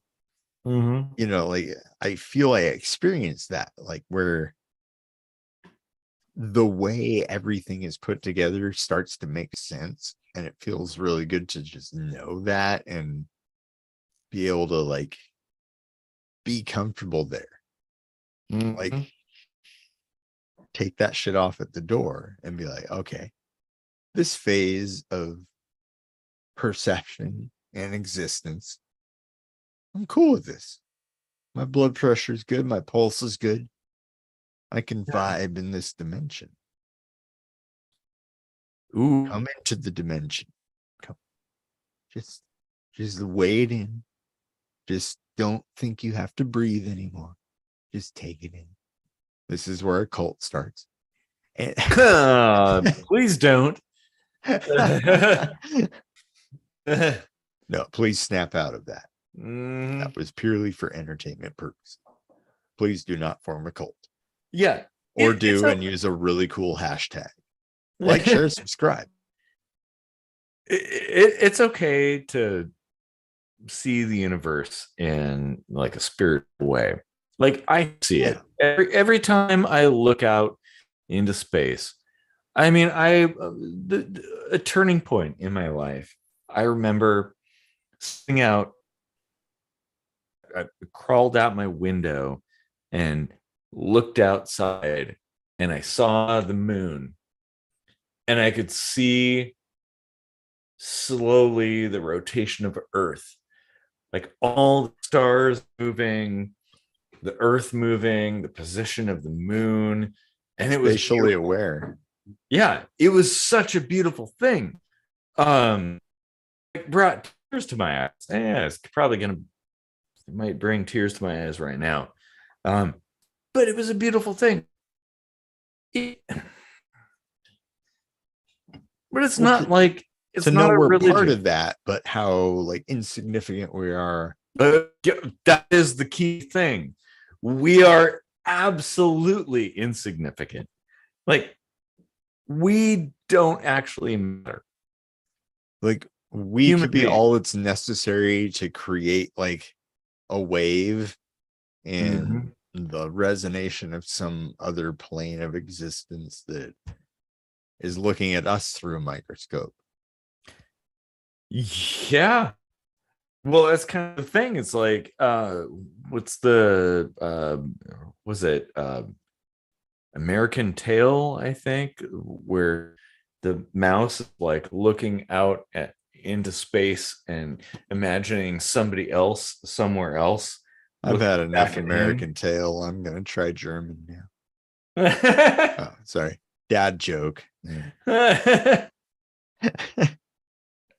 gonna go Ukrainian. See you on the flip side. But that was the thing. It's like it's possible somebody out there, you know, you're sitting here on the shores of the ocean, looking up at the stars, and somewhere on a distant planet is another person looking on the shores of their ocean back at you. Like the thing is, it's completely clear that there are more planets than stars now. Like we used to think, oh, Earth is all we know, you know, the planets in the solar system. No, I'm like, why wouldn't there be junk floating around a star? Well, it's not like there are actual planets. Like every single star has dozens of planets around it. There's so many planets. It is sick. People thought that couldn't be possible. Really? Yeah. Like that seems unbelievable to me. Like, well, what's the evidence? We didn't have any evidence until Kepler and. But we were created as randomly as the stars were.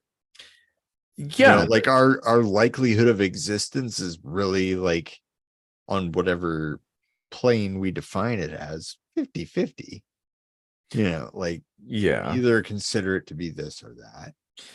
But from an observational standpoint, we could only see stars. So the Milky Way seemed to be full of stars.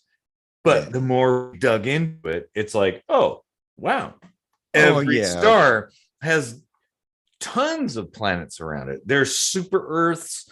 There's all kinds of crazy ass shit going on out there. There are so many planets. Like, yeah, Okay, I get look it now. out Yeah, there. like we probably had the theory, but we didn't have the proof Yes. yet. Yeah.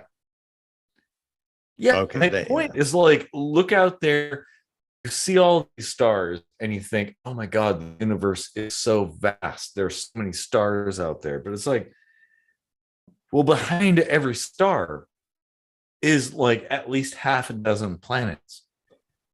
So, how many planets are there out there? Like, this is a big fucking universe. This is huge. And now with the James Webb telescope, um, like, you know, there's this like concept of nirvana. Like there's probably just like levels of acceptability of like how close you get to this like full enlightenment period, right? But I feel like we're on like one of those waves. It's like super close, mm-hmm. Which is Man, super cool, right? And yes. I do sound American, don't I? Wow. Super No, cool. but from my standpoint, you sound like a citizen of Earth. Yeah. But then Yeah. again, that's kind of how I see things. So I might be biased. Hmm. And I sometimes I wonder if I originated as a citizen of Earth. Well, Hmm. let's not delve too deeply into that. Um, Check out our Man Machine episodes. yes. Hell yeah. We're going to build that shit, man. It's happening. Yeah. I get to see like news broadcasts like 5 years from now, how we like definitively prove that we're just aliens.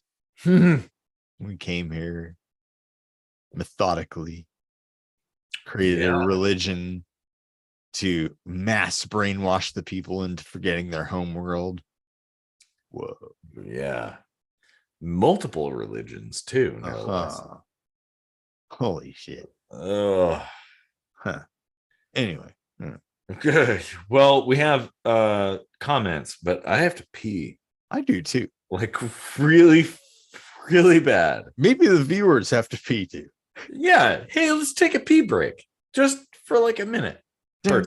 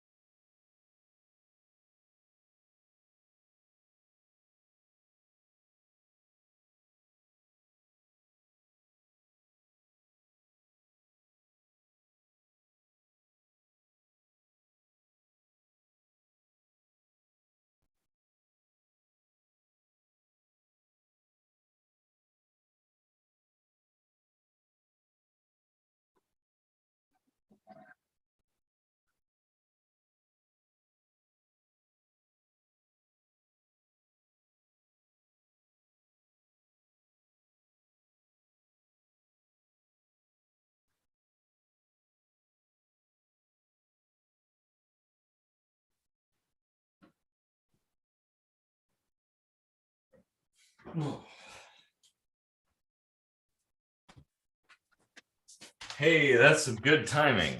Yeah, it is. I was thinking, if ghosts are real, have you ever had this thought? If ghosts are real, they're just sitting there watching you like take a piss or something, right? Like, talk about privacy, right? We Yeah, don't that's a even know good whether point. or not these things exist, but we have some kind of like idea that maybe they do. And they could totally be watching us take a piss. Yeah. Yeah, they totally could. Fuck that Dude. shit, right? Yeah, Hashtag stop watching me pee, yeah, fucking stop watching me creeper take a ghost. piss, bitch. Ugh, I know you're out there. I see you. The Ghostbusters are just like pesticide. It's like, oh, I got ghosts watching me pee. Can you come and like get rid of these things? Imagine if that's all it was, too. Glorified Ugh. plumbers. Maybe that's why it took place in New York. I don't know. Oh, yeah, it could be. Ghosts are real. Comment. You know what? I It's been a while since we talked ghosts. Yeah, I've seen some shit. I mean, like we attach so much like supernatural mysticism to it, but like it's probably just another phase of nature. It could be. Yeah. Like Huh. it definitely exists. Like that phase of nature. Mm-hmm. Can I prove that? No, but I'll still say definitely, because like when you think about what it really is, like your physical matter never ceases to exist, ever. Huh. It transforms into something else. The same thing happens with energy. You cannot destroy or create matter or energy.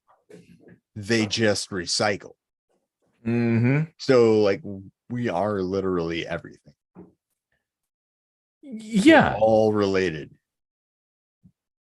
No matter where you are in the universe, too. From rock to idea, it's all made of the same goo. Mm-hmm. Really. Yeah. Oh man, that's gonna have to be its own. We've got to do an episode about ghosts because I've had some experiences. Oh, the comments about ghosts here. Oh yeah. So ghosts are real, but why would they? Ghosts sort of in your head or another dimension. The ghost of the Big Bang. Like these are deep thoughts. Yeah. I like that. I like where that's going. Like, what if ghosts are just in your head and they are real, but they're just in your head? Well, I don't. It's your loved ones. It's returning to you in some form of a memory that is ethereal. Like you sense it with more than just whatever sense memory is, because that's a sense too. Mm-hmm. We don't just have 5 senses, people. Yeah, those are just that's another limit like that we paint on enumerated ourselves. Senses are. There's only 5 things we feel, people. Don't even think about the other ones. Yeah, forget about that stuff. Yeah, nothing to see here. Move along. Yes.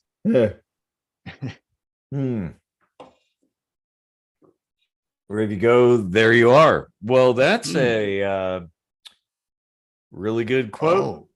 Which that's poignant for that. Because like wherever you are and whatever existence you're in and your perception of it, it's not on the exact same plane as mine. That's true. And that's a quote from Buckaroo Banzai. If I am picking up what you're putting down there. But good. Never seen it, but oh my God, if you haven't. Okay, well, that's my movie recommendation today. If you haven't seen Buckaroo Banzai, you should. Awesome movie. very low budget, but awesome. Yeah. And very fun. Um, Oh, I missed a comment. Sorry. mhm. I believe we have too much energy and it goes somewhere, aka ghosts. Yeah, and yeah, like that's another thing to think about is like sometimes things are what we don't think they are, and we just ascribe meaning to it to explain it away at the moment with what knowledge we have. Yeah. You know, like ancient paintings of like chariots on fire in the sky. Mhm. Come on. Mhm. That's something flying through the sky, like literally.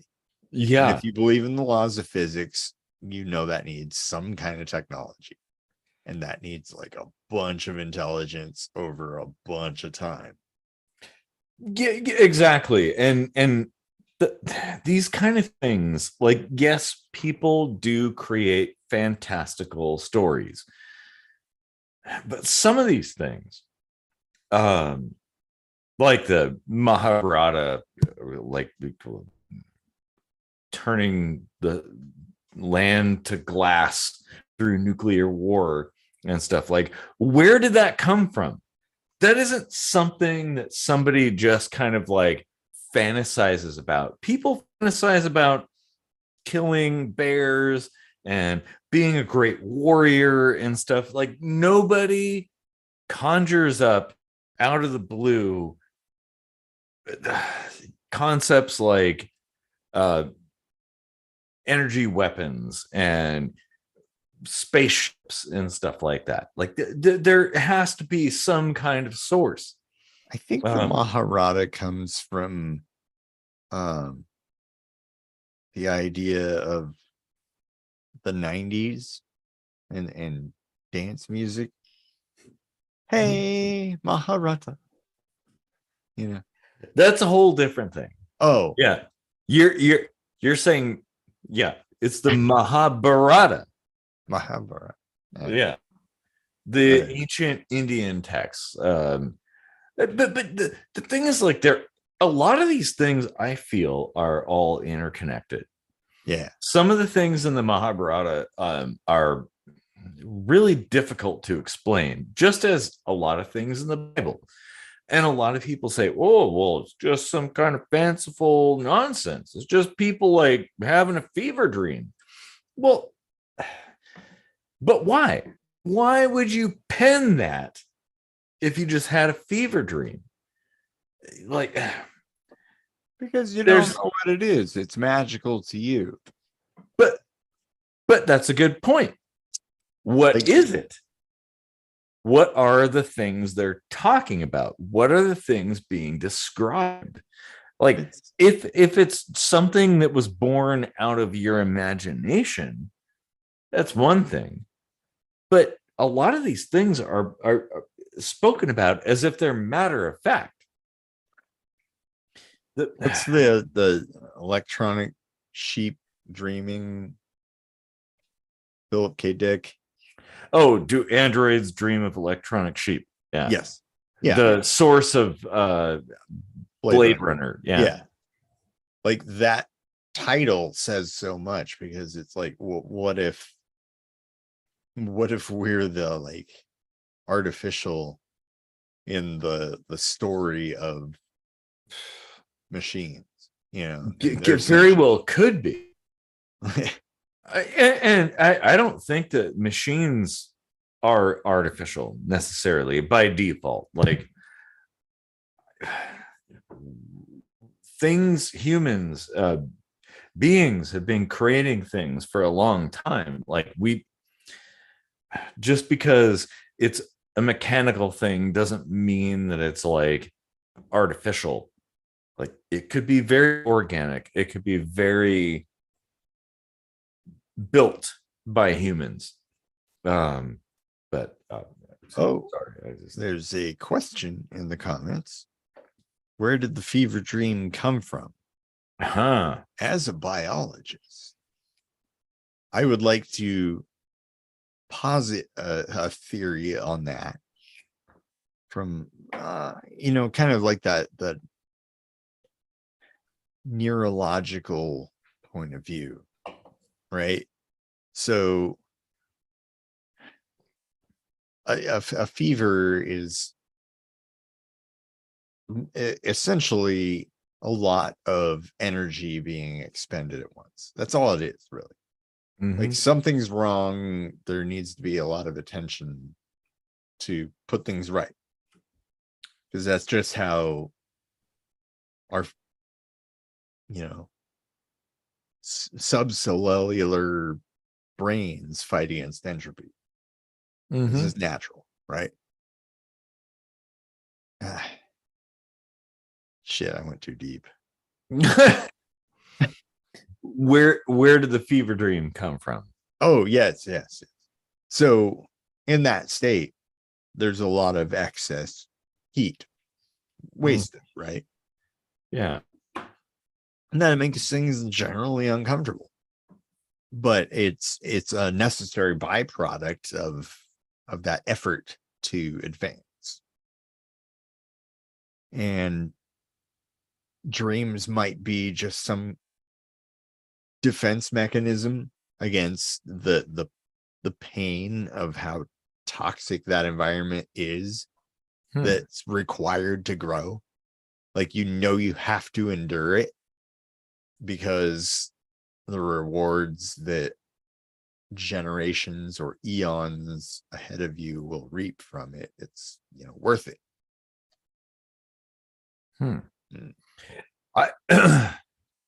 Oh man, dreams, dude. Dreams.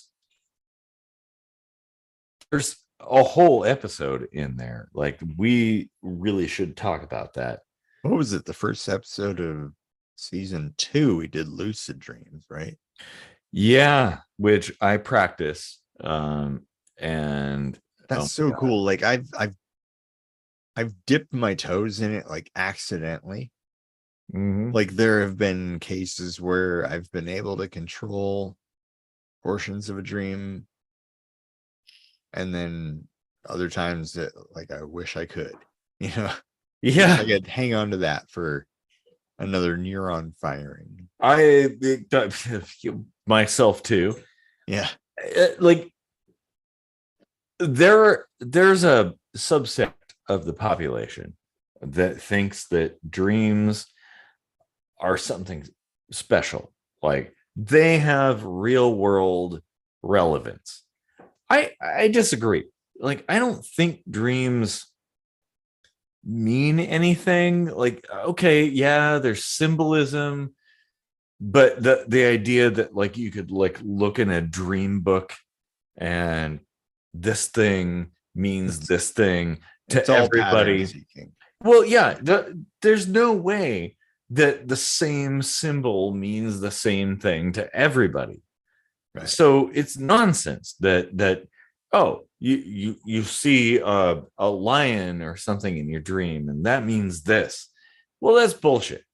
Because I could say from my own experience, I have had, for most of my life, I have had dreams about aliens, like UFOs in the skies, filling the skies.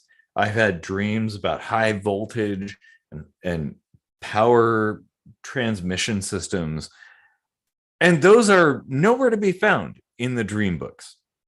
Like, where are they? Where's the power pylons in the dream books? They don't exist. If they do, well, it must be a new revelation, I guess. Somebody would be like, it equates to floating on the river, because that's the kind of shit you see in dream books, right? Yeah. Floating on the river.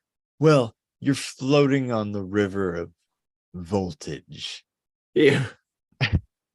And like, there might be merit to that, right?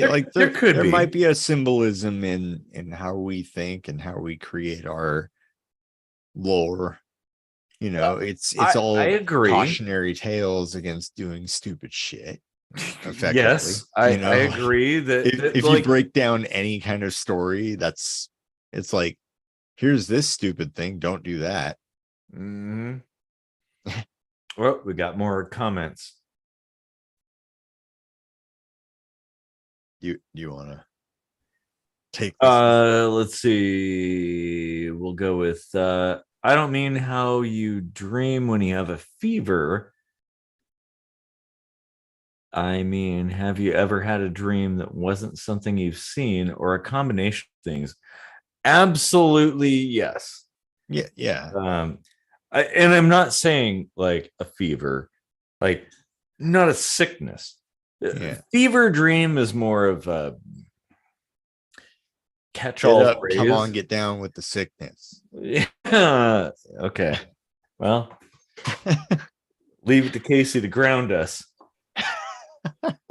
Let's see. We have another comment. If we can have ghosts, why not dreams? Why are ghosts and aliens real but not dream interpretation? I don't believe that ghosts and aliens are necessarily real.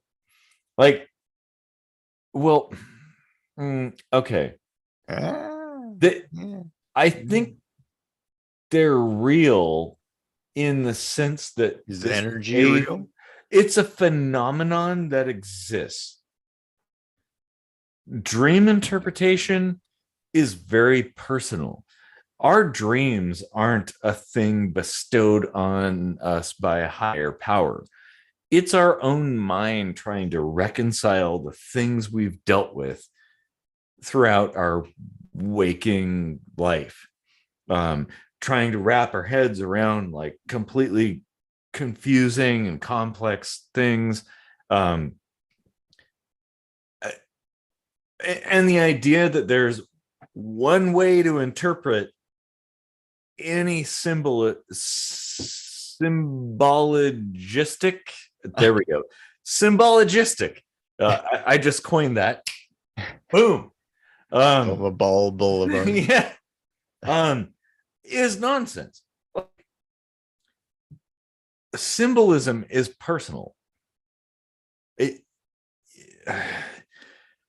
You could see something out there. You can observe an effect, some apparition or a spaceship floating up in the atmosphere and stuff like that. That's an observable thing. But when it comes to your dreams, they're internally generated. You can't externally interpret them. The idea that like if there's a horse in a dream, that means the same thing for everybody. It does not. Absolutely not. It can't.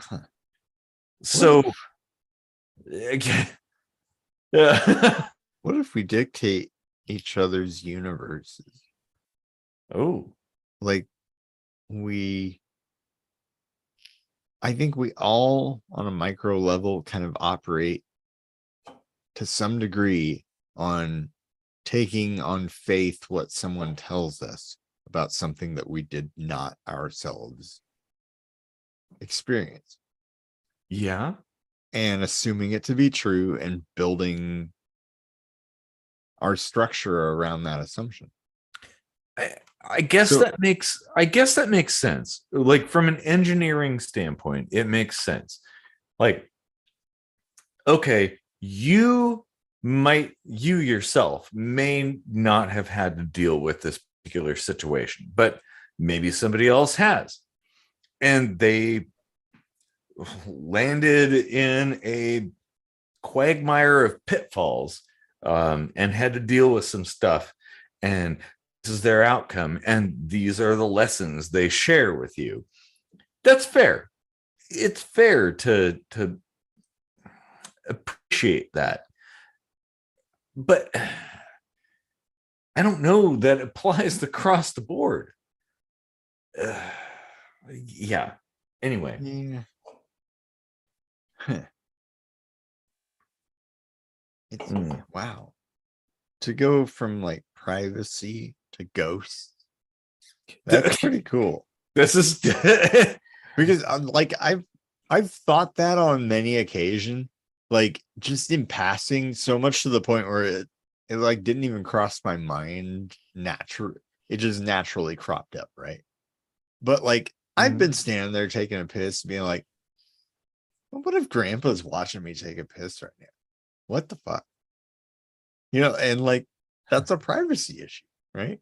With something that we just don't even have confirmation is a real thing. And not only that, but we can't even control it. Like there are no laws for ghosts. Can't And control you know, anything. judging based off of what I've seen, walls don't matter, laws don't matter, borders don't matter. Ghosts are just there. They're just looking at you. Like, I don't know why. I have no idea why, but they're just like looking at your junk while you take a piss. Like, that's what they do. Um, uh. We're just like dream zoo animals, Mhm. and there's all these like interdimensional beings taking interdimensional pisses on us. I mean, it could be. Huh. Oh, wow. Oh, That's the gods have sent their lubricant again. oh my god. Oh shit. Well, I think 2 hours in, I guess we should probably wrap things up at this point. Yeah. Yeah. Yeah. But oh. It, This episode brings up so many new ideas. And, you know, we're all about talking about new ideas. oh man, there's more great comments. I'm trying to express that maybe dreams are memories. And then Ooh. are dreams given to you, as in your experience? Can one truly have an original dream? Oh, that gets into Ooh. like Fantasia, aphantasia, was it? Aphantasia. Yeah. Aphantasia and like face blindness and stuff. Like Mhm. these are things like most people take for granted, to the point where you may have never even thought of the concept as being a thing. And then someone can't do that, like recognize faces or Yeah. visualize anything. Like Yeah. when you think about that, and like how they can still survive and thrive, then you start to question like how much weight you put on that particular sense you never even sensed you Well, could sense with. and it kind of brings up the question of like, what is reality? What is even real? Like, it almost verges on like a kind of a matrix sort of theme. Like, what is real? Huh. Oh my god. Wow. So as far as dreams being memories, yes, I definitely think so. In most of my dreams, it feels very much like a memory, like something I've lived before. Um, is that evidence that it is a memory? No, but it feels like it, and that's telling. Huh. Maybe time doesn't exist. There's just endless interpretations of how this moment in time is existing. And we weave those together in our minds as other lives being lived. Hmm. Much Oh like we're man. just part of a program or an algorithm. Oh We just shit. go about our randomized, programmed trail like automatons that have no idea they're automatons and think they're like the highest form of life in the universe. Or beings that feel like they're living in a finite universe when in fact everything is infinite, and time, like you said, time doesn't exist, is everywhere and every when happening all at once. Mm-hmm. And how do we tell the difference? How do we know? How do you know that you're real? I actually, used that with my coworker to deal with OCD. Huh.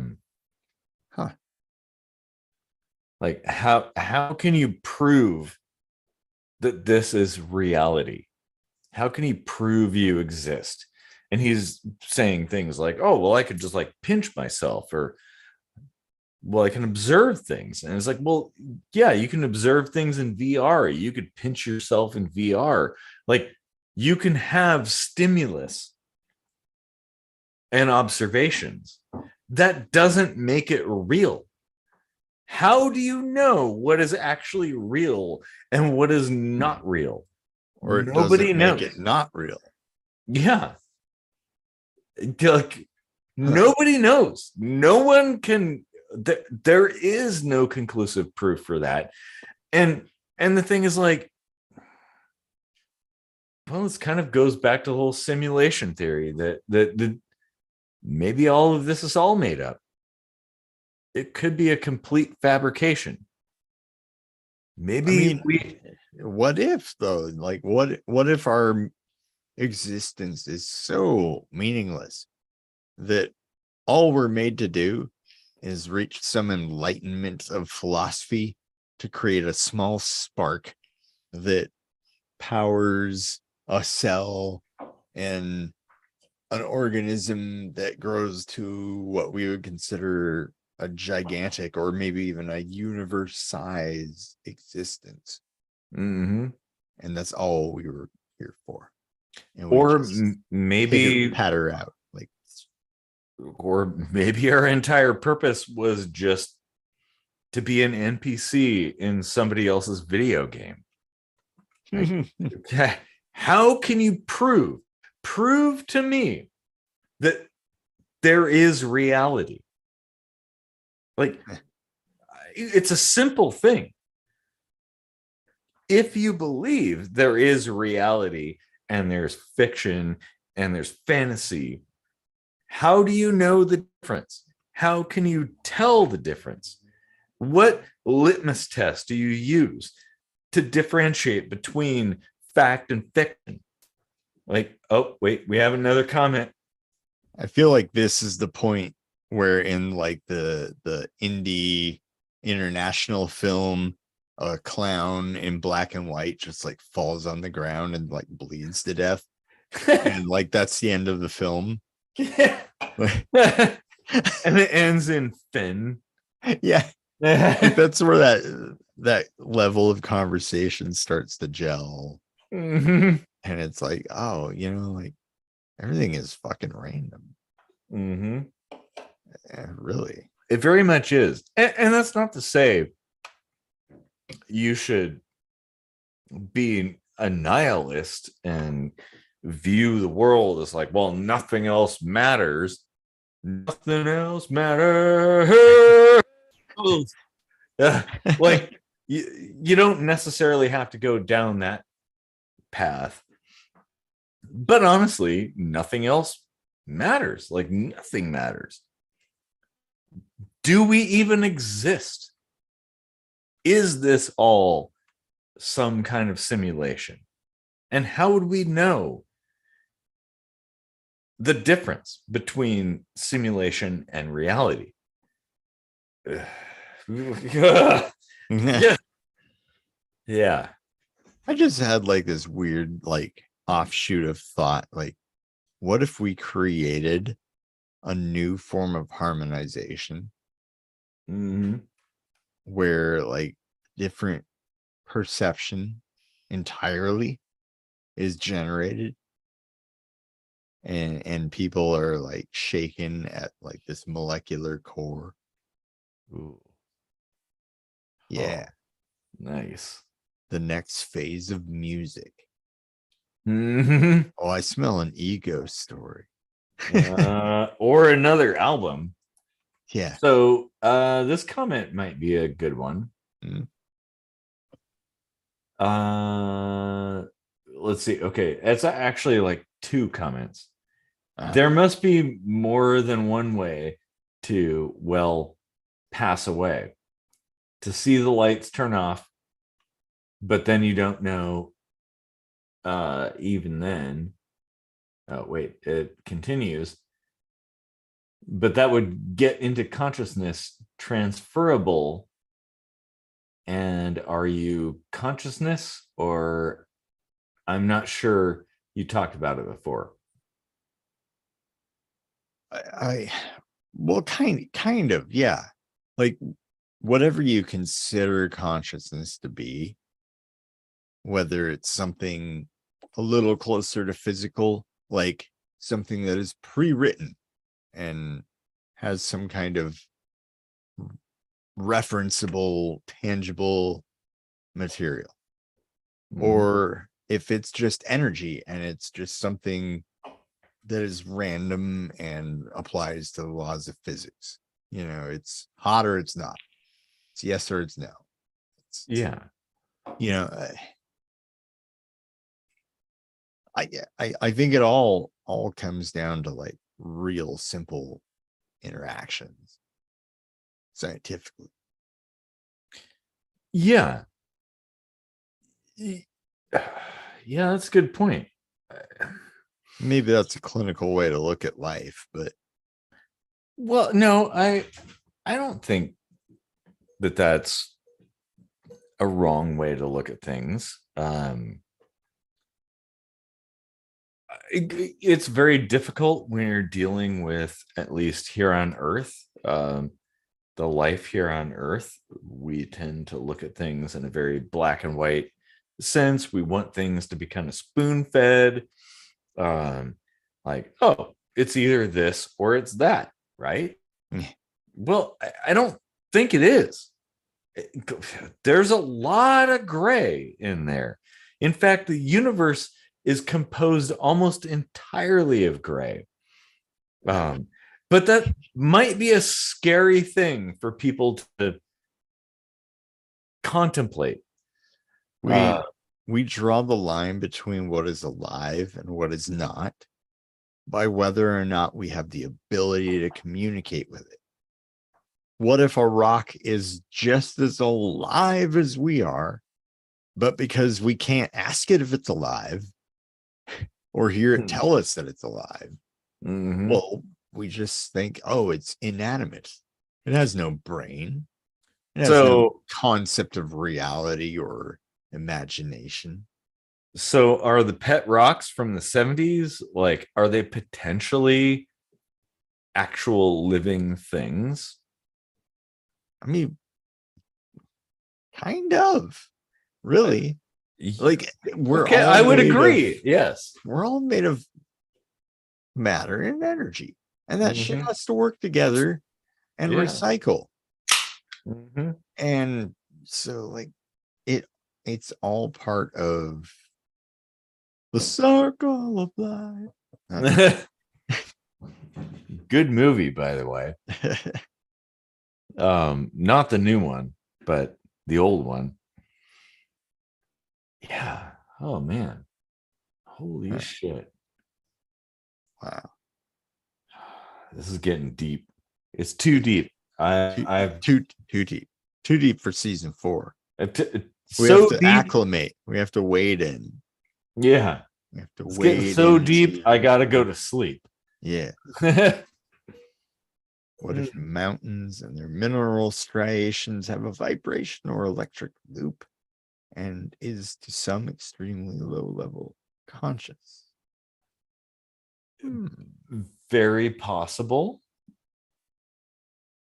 Well, that gets into the question of like, what is life? What is consciousness? Yep. Exactly. Shit, which is, this could be a dream, but it seems real right now. Yeah. During the time that you're focusing on it, everything seems real.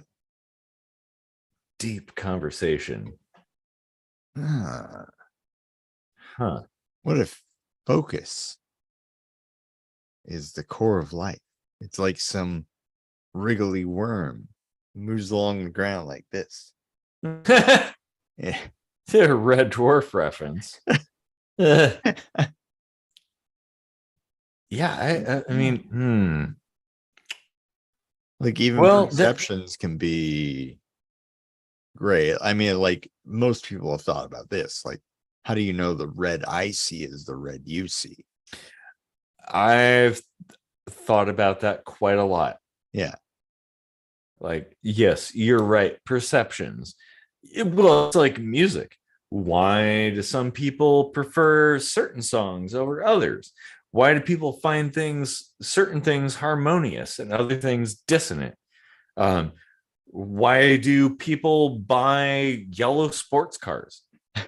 Like, I mean, why? And toupees. Yes, exactly. Like we don't know. Oh, here's a great comment. Well, the series of comments, I guess. Death is not a scary thing, it's fear of the unknown that seemed to bother people the most. That's And then true. somebody I think is building off of that and says fear and pain is very tough. It's hard to make these types of thoughts useful. But there are ways of making like dark art, right? Mm-hmm. The things that our society has almost built this expectation that we need to fight against, right? Like the experience of a bad thing or a bad thought should never happen, but it has to happen. Like it's a physical law of nature. So I don't know. Well, we're all gonna eventually have to face the bad thoughts, like the Yeah, bad experiences. like overly negative thinking is just as bad as overly positive thinking. Mm-hmm. Like you cannot pick a winning side when it comes down to the come down. Oh, oh, damn. Holy shit. Mhm. That's Yep. oof. Mhm. Mm-hmm. Well, I guess we should probably wrap things up at this point, being Yep. over Yep. 2 hours in. Um, It's not getting not our late. longest video, but pretty No, long. pretty long for like not even having a clue what we were going to talk about until Mm. like a few minutes before we went live. Yeah, I think I have an idea. Yeah. Well, and we've spawned entire episode ideas too. So, Yeah, I hope that's the takeaway most people get. Like, mhm. there's Well, always something to talk about. there is, and keep the conversation going. Like, challenge ideas. Don't be afraid to stick out and ask questions and answer questions. We all should be doing that. Nobody's a genius. We're all idiots, to some extent. Me, Especially with beer. yeah, yeah. I was gonna say me the most. Yeah. Oh, damn, that is good. Huh. Well, What hopefully, how'd you turn this off then? yeah. Well, hopefully, for everybody, this episode has been enlightening and Yeah. answered more questions than have been asked, or well, maybe the opposite. Like, The it's idea asking of questions is kind of privacy. important. Yeah. Huh. Who would have thought? Like, we hear now from that. Yeah. It's a very deep concept, privacy. It is. And there are a lot more thoughts that I had on that, but I kind of just let things flow the way they go.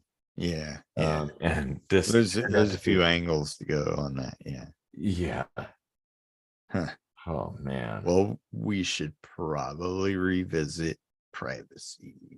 Yes, we will. You can be assured of that, all the viewers. We're coming back to that one. But for now, I think we've had After enough. these messages, we'll be right back. Oh, I can absolutely picture all of that. Well, so we'll come back to that. Uh, Definitely. Yeah, for now, I guess we should bid you adieu. Time to go to sleep. Farewell. Yeah. We're It's getting getting late. old, people. We're old men. You know, Casey, he's old. He's an old fucker. When I was a boy, we would have these kitchen sink microscopies at Sherry's, and we'd stay there till ungodly hours, and the waitresses would give us dirty looks, and we'd think they were flirting with us. But they just wanted us to leave so they could make tips off of people that actually ordered food and didn't just sit there swilling coffee and talking about the universe. Oh man, the Sherry's thing. Yeah. Who would have thought sitting around at a fucking restaurant having way too many cigarettes and cheap, dirty coffee, probably mixed with manure, like, would turn into this? You know? Oh yeah, this is the best thing. Well, Yeah. if you agree, thumbs up down there. You know the thumb. You could like push the thumb up, and then it'll turn blue, like a happy blue, because it'll be into you. I like this. Other people could see I like this. Yeah. Nobody can see if I don't like it anymore. Oh yeah. Can't do that. YouTube. No, not a thing. I bet it was all because that one fucker that was like, let's see how many thumbs down I can get on this video. And he got like 16 million or whatever. And then YouTube was like, it's not how you're supposed to do it. You're breaking the beakers. Well, okay. Yep. Probably time to wrap things up for tonight. Time to pack it in. Allegedly. Probably gonna rain. I love that shirt though. Thanks for subscribing. Oh, Patreon, if you want to. You know, give us like 25 cents. That's good enough. Yeah, you don't have to be generous. It's not like we need to eat or anything. No. I'm just a waste of oxygen anyway. Just probably best if I die and feed the carrion. Just a little fish in a big sea. Probably should buy a gun. Oh shit. Good times. All right, well, yeah, I guess yours a fucking beatnik. Yeah, it is. Kind of is, yeah, and kind of, like nihilist Wendy's. If it's okay, all right. Well, you'll probably watch next week's episode too, or not. I'm pretty sure you're gonna feel like this sucked. Yeah, can't please everybody. Guess you better hit subscribe so some other window will pop up and you'll be distracted from us. You'll never think of us again.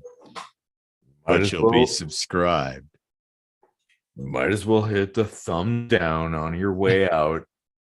Just, talk shit. It's okay. We can take it. we're used to it.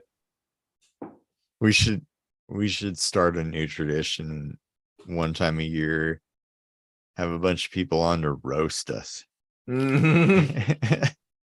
Yeah. Like end of the season roast. Yeah. People make fun of us for our opinions, and we just laugh about it. Yeah, exactly. And you should be able to. That's the important thing. If you want to roast us, email booking at ksmvidcast.com. Don't look at ksmvidcast.com. I haven't tidied up in so long. It's embarrassing. Well, and go to patreon.com/ksmvidcast. Go there, throw us a few bucks. I don't know. We'll probably buy crack with a few bucks you send us. I'm always itching, man. Yeah, they're out there. Somebody said, please don't. I don't know if that's to like the crack or probably the crack, right? Let's go with the crack. Yeah. Please that was a do joke. The crack. That was a joke. It's not real. That was a joke. They did the monster crack. The monster crack.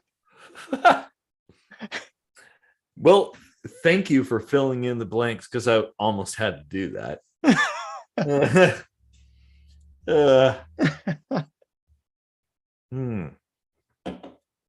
The one time I did karaoke was in middle school, and that was the song that I chose. the Monster Mash. Nice. The fucking scariest thing I've ever done. One time I did Three Little Pigs. Oh, nice. Little pig, let me in.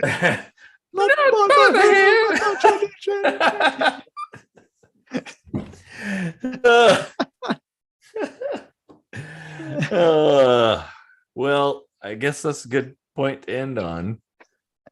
If nobody knows that song, well, Google is your friend. Let me Google that for you.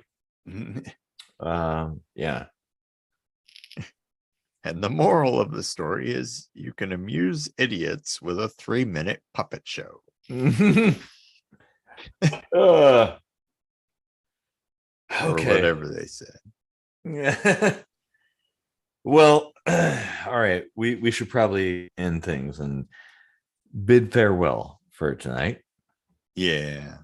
Oh, and if you're wondering about the Band-Aid, I had a suspicious thing scraped off today. So it's not like a zit. Yeah. I'm too old for that shit. Well, I could take care of that for you. I'll just stick with the apple on the head for that. I'll leave the scalpel work to removing things gingerly from my skin. As gingerly as possible with a scalpel. Ooh. Yeah. But lidocaine, so it's all good. At least you didn't feel anything. Right. Lidocaine is basically cocaine. Yeah, kinda. Yeah. Yeah. They're reminds cousins. me of reminds me of my friend who I went to painting class with, and he had this like odorless thinner, and I was like, well, at least you won't smell it when it's killing you. And he's like, well, wait, that's a what? comforting thought. I I remember this one time, like this is probably a year after we met. We were driving around in my van and I went to get gas and some of it spilled on my hands, you know, back when we didn't have like any EPA regulations on it. And the gas would just spray everywhere. Like and I get in the van and I like reach back for one of those like dollar store colognes and I spray it on my hands and you're like, well, that takes care of the toxicity, but what about the smell?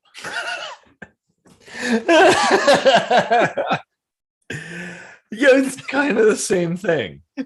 Oh man.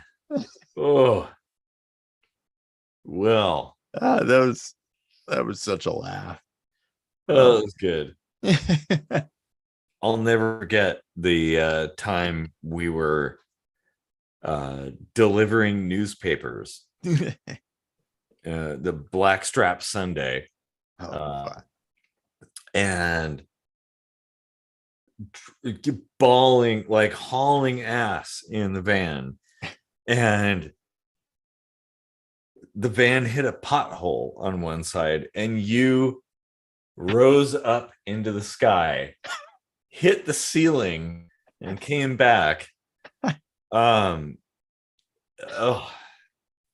it was that's good. where I got the dent. Okay. Yeah. Yeah. Oh man. Well, that, not that van, but its predecessor was known throughout the land of Tacoma.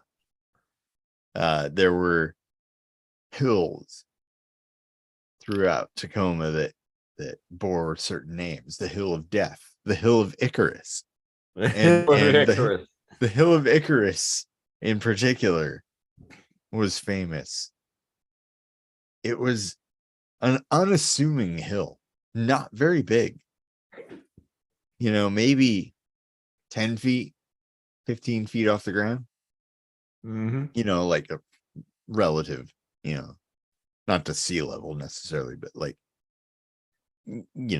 and it was enough of an incline though, from, however many feet up to the rest of the ground. And then about the same in just a little lip on the other side of the street. Not even like a full sidewalk. It was just a curb with no sidewalk that was sloped. And it was like a skateboard ramp for 70s vans. and my van would just catch air. Like I would take people for rides at lunchtime in high school. Like people would like file into my van and I'd be like, to the Hill of Icarus, and they'd be like, yeah. And I'd drive over there and I'd be like, you should put your seatbelts on. And they're like, yeah, whatever. And then I'm like, okay. And I'd go over the Hill of Icarus and I'd look in my rear view mirror and they would fly up out of the seat and smack their head on the ceiling of the van. And I'd be like, I told you. Yeah, I warned you. What you get? Shit. We won't talk about the Hill of Death. That's for another time. Or the switchback in Browns Point. Yeah, let's avoid that. Okay, well, roads and the tales they tell. Yes, they have many tales to tell. It's a violation of my privacy.